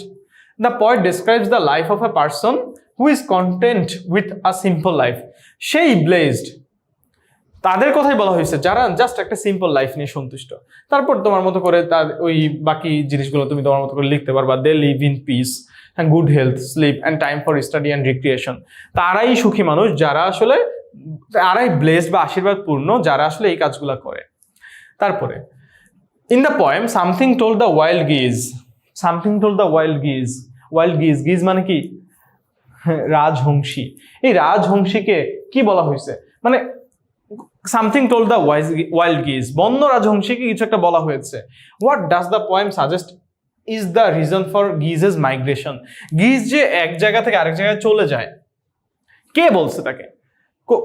পোয়েম অনুযায়ী কোন জিনিসটা গিজকে বলেছে যে এক জায়গা থেকে আরেক জায়গায় চলে যেতে হবে, মাইগ্রেশন করা বা দেশান্তর করতে হবে, এখনই সময় দেশ ত্যাগ করার, হ্যাঁ এখনই সময় চলে যাওয়ার, এটা কে বলতেছে? What does the poem suggest, poem কি সাজেস্ট করে? Is the reason for the geese's migration, মাইগ্রেশনের কারণ কি? কারণ আমরা জানি আবহাওয়া একটু শীতল হইলে তখন ঠান্ডা থেকে বাঁচার জন্য অতিথিবাহীরা গরম দেশে চলে আসে, রাইট? সো ওই শীতলতাই হচ্ছে মেইন রিজন, ওটাকেই তুমি সুন্দর করে কবিতায় যেভাবে বলা আছে ওটা বললা। The poem suggest that the geese feel the natural change of the সিজনসের একটা প্রাকৃতিক পরিবর্তনটা সে ফিল করতে পারে। Despite the fields being golden and leaves being green, ধান ক্ষেত সবুজ হয়েছে, হ্যাঁ, মাঠ সবুজ হয়েছে, সরি মাঠ সোনালী হয়েছে, বা গাছপালা সবুজ হয়েছে, এগুলো হওয়া সত্ত্বেও the approaching snow and frost signal, frost মানে হচ্ছে তুষার, স্নো মানে তুষার, ফ্রস্ট মানে হচ্ছে হিম, ফ্রস্ট মানে হচ্ছে হিম, হিম বুঝায়। এই হিমের যে সিগন্যাল, এই হিম মানে তুষার এবং হিম দেখে সে বুঝে গেছে, সিগন্যাল পেয়ে গেছে, it's time for them to migrate, এখনই মাইগ্রেট করার সময়। সো তোমার মতো করে তুমি লিখতে পারবা। আমি একটু দ্রুত যাই এই জায়গায়। গ্রিন স্কেপে why does the poet choose to turn away from streets and crowds. আমরা গ্রিন স্কেপ কবিতাটাও পড়েছি, না পড়লে পড়ে ফেলবো প্লিজ। এইখানে কবি কেন তিনি পালায় যেতে চান? এই যে জনাজীর্ণ জীবন, জনাকীর্ণ জীবন, বা হচ্ছে রাস্তায় ভরা মানুষ, সেখান থেকে তিনি কেন পালায় যেতে চান? দ্য পয়েট টার্নস অ্যাওয়ে, চলে যেতে চান, from the streets and crowds because he seeks peace and solitude. সে আসলে মূলত শান্তি এবং নির্জনতা চায় প্রকৃতিতে। কোথায়? In nature. এটাই মূল উদ্দেশ্য। তারপরে বাকি উদ্দেশ্যটাও এখানে বলা আছে। সে মূলত একটা শান্তি চায়, মনের শান্তির জন্য সে পালিয়ে যেতে চায়, রাইট? এটা আমরা পড়েছি। What does the poet say happens to the shoes, জোতার কি হয়েছে? The news at the end of the poem. একটা কবিতা পড়েছি আমরা, দ্য নিউজ, দুইটা জোতা আছে, সে জোতার কি হয়েছে শেষ পর্যন্ত? At the end of the poem the poet says that the shoes goat lost, জোতা হারায় গেছে। It is the news. জোতা আমাদের এত উপকার করলো, বাট জোতা দুইটা হারায় গেল। আমরা জোতার একটুও নজর দিলাম না, জোতাকে আমরা একটু আসলে মানে অবহেলায় ফেলে দিছি আমরা। ওকে, এফ নাম্বারটা গেল। তারপরে হচ্ছে হোয়াট লিটারারি, তুমি তোমার মতো করে লিখবা, হ্যাঁ, আর এক দুই লাইন লিখতে হবে। What Literary devices, Literary devices means, এটা কি সিমিল মেটাফর? মানে এই ডিভাইসেস মানে হচ্ছে যন্ত্রাংশ বোঝায়। এইখানে শাব্দিক কাব্যিক শব্দ, এটা কি? সাহিত্যিক যেই গুণ বা বৈশিষ্ট্যগুলো, এটা কি? মানে এটা কি সিমিল হয়, মেটাফর হয়, নাকি হচ্ছে পার্সনিফিকেশন? এগুলো আমাদের শিখতে হবে। পার্সনিফিকেশন, এখানে দা নিউজে পার্সনিফিকেশন ইউজ করা হয়েছে। কোন ডিভাইসেস গুলা? কিছু ডিভাইসেস আছে, সাহিত্যিক যে বৈশিষ্ট্যগুলা, এগুলো আমাদের পড়া লাগবে। সিমিল হয়, মেটাফর হয়, অ্যালিটারেশন হয়, পার্সনিফিকেশন হয়। এগুলো নাম অনেকে প্রথম শুনতেছো, ভয় পাওয়ার কিছু নাই যারা প্রথম শুনতেছো। এগুলা অবিতে পড়ানো হয়, পড়ানো হবে। What Literary devices are used, কোন সাহিত্যিক শ্রেণীটা ইউজ করা হয়েছে? কোনটা? পার্সনিফিকেশন ইউজ করা হয়েছে। আনসার হচ্ছে পার্সনিফিকেশন। দা নিউজে পার্সনিফিকেশন ইউজ করা হয়েছে। What is personification? একটা বস্তুকে ব্যক্তিত্ব দান করলে সেটাকে বলা হয় personification. This is a black pen, he is my favourite. বলা উচিত ছিল it is my favourite, but আমি ওরে পার্সনিফাই করলাম, আমি ওরে আমার পছন্দের মানুষ হিসেবে তৈরি করলাম। হি ইজ মাই ফেভারিট, সে আমার পছন্দের লোক। এই যে পছন্দের কলম, তাকে আমি সে বলে সম্বোধন করলাম, এটাই পার্সনিফিকেশন। দা নিউজকে সে মানুষ রূপে, সে হাঁটতে পারে, সে কান্না করতে পারে, এরকম বলা হয়েছে না? হ্যাঁ, শেষ পর্যন্ত সে অবহেলিত হয়ে হারাই গেছে। তো মানুষের মতো, জীবের মতো করে অনেকটা বৈশিষ্ট্য দেওয়া, এটাকে বলা হয় পার্সনিফিকেশন। কবিরা এরকম করেন, কবিরা অনেক কিছুই করেন, তার মধ্যে এটা একটা। সো এইখানে কোন ডিভাইসটা ইউজ করা হয়েছে? পার্সনিফিকেশনটা। What role does nature play in the poem contemplation? কন্টেম্পলেশনে নেচার কি রোল প্লে করে? আমরা কবিতাটা পড়েছি, না পড়লে প্লিজ যারা কবিতাটা পড়েন নাই কাইন্ডলি তারপরে পড়ে এই পার্টটুকু একটু দেখেন। কন্টেম্পলেশন কবিতাটা দেখবেন, নেচার সবচেয়ে ইম্পর্টেন্ট রোল প্লে করছে। What role? Central role. Nature plays a central role. মানে কন্টেম্পলেশন কবিতাটার, কন্টেম্পলেশন মানে ধারণা করা, অনুমান করা, চিত্র আঁকা, হ্যাঁ, ভাবা। হ্যাঁ, তো এই ভাবনা কবিতায় প্রকৃতিই হচ্ছে মূল যে রোল, সেটাই প্লে করেছে। তারপর তুমি বাকি ব্যাখ্যাগুলো সুন্দর করে তোমার মতো করে লিখবা। এক লাইনে দিও না, 2-3টা লাইন লেখার চেষ্টা করবা, তাইলে 2-2 পাবা। ওকে, মোটামুটি ডান। আমরা এই পর্যন্ত গেল আমাদের। তারপরে বাকি স্টোরি আমি শেষ করে দিব, আমাদের ক্লাসটা অনেক হয়ে গেছে। আমি বাকি পার্টটুকু জাস্ট সিঙ্গেল আলোচনা করি, সংক্ষিপ্ত আলোচনা। স্টোরি কিভাবে করা লাগে আমরা জানি। এইখানে স্টোরিটা হচ্ছে there lived a clever fox in a jungle, মানে শিয়ালের লেজ কেটে গেছে। এখন সে বাকি সবাইকে বলছে, দেখো আমার তো লেজ কেটে গেছে, ওয়াও কত সুন্দর, আসো না দেখো তোমরাও লেজ কেটে ফেলো, তোমরাও মানুষের মতো সুন্দর হয়ে যাবা। লেজ হচ্ছে আমাদের প্রতিবন্ধকতা, কাট দ্যাট অফ, এটাকে কেটে ফেলো। বাকিরা তো ভাবছে ওয়াও আমরাও তাইলে সুন্দর হয়ে যাবো। একজন বৃদ্ধ তখন উঠা দাঁড়াইছে, না এটা একটা ট্রিক্স। সে তাকে দেখতে অদ্ভুত দেখায় বলে সে এখন বলছে যে সবাইকে অদ্ভুত বানায় ফেলি, সবাই যদি অদ্ভুত হয়ে যায় আমার তখন আর অদ্ভুত লাগবে না, সবাই আমরা সমান সমান। তো এইটা একটা ট্রিক, হ্যাঁ, তার ফাঁদে কেউ পা দিও না। তো বৃদ্ধ শিয়ালের কথায় আবার বাকিরা ভুল বুঝতে পেরে ওই লেজ কাটা শিয়ালকে কি করছে, তারাই দিছে। এই ছিল স্টোরি। তো 3 লাইন 4 লাইন দেয়া থাকবে, বাকিটুক তুমি লিখবা। 10 মার্কের এখানে স্টোরিতে 1.5 থেকে 2 পেজ লেখার চেষ্টা করবা, 2 পেজ লিখবা। 10 লাইনের জন্য 10টা মার্কের জন্য 2 পেজ লেখার চেষ্টা করবা। স্টোরিটা এখানে, পুরো স্টোরিটা এখানে দেয়া আছে। সব জায়গায় তোমরা যদি স্ক্রিনশট নিতে চাও আমি 3 সেকেন্ড সময় দিচ্ছি। হ্যাঁ, 3 2 1, আরেকবার দিলাম, 3 2 1, ডান। ক্লেভার ফক্স গেল। হ্যাঁ, তারপর এটা নাও, 3 2 1, স্টোরির বাকি পার্ট, 3 2 1 3 2 1 3 2 1, ডান ডান ডান ডান ডান ডান ডান। ওকে, ডান। ওকে, প্যারাগ্রাফ লোডশেডিং আসবে, ইম্পর্টেন্ট। এবার এসএসসিতে আসছে এবার লোডশেডিং, সো ইম্পর্টেন্ট, প্যারাগ্রাফটা ইম্পর্টেন্ট। হ্যাঁ, কি কি প্রশ্ন আছে সবগুলো প্রশ্ন উত্তর দেওয়ার চেষ্টা করবা, তাইলে একটা সুন্দর প্যারাগ্রাফ হয়ে যাবে। এইটাও 1.5 থেকে 2 পেজ, মিনিমাম 2 পেজ লিখলে ভালো, 2 পেজ লিখতে পারলে ভালো।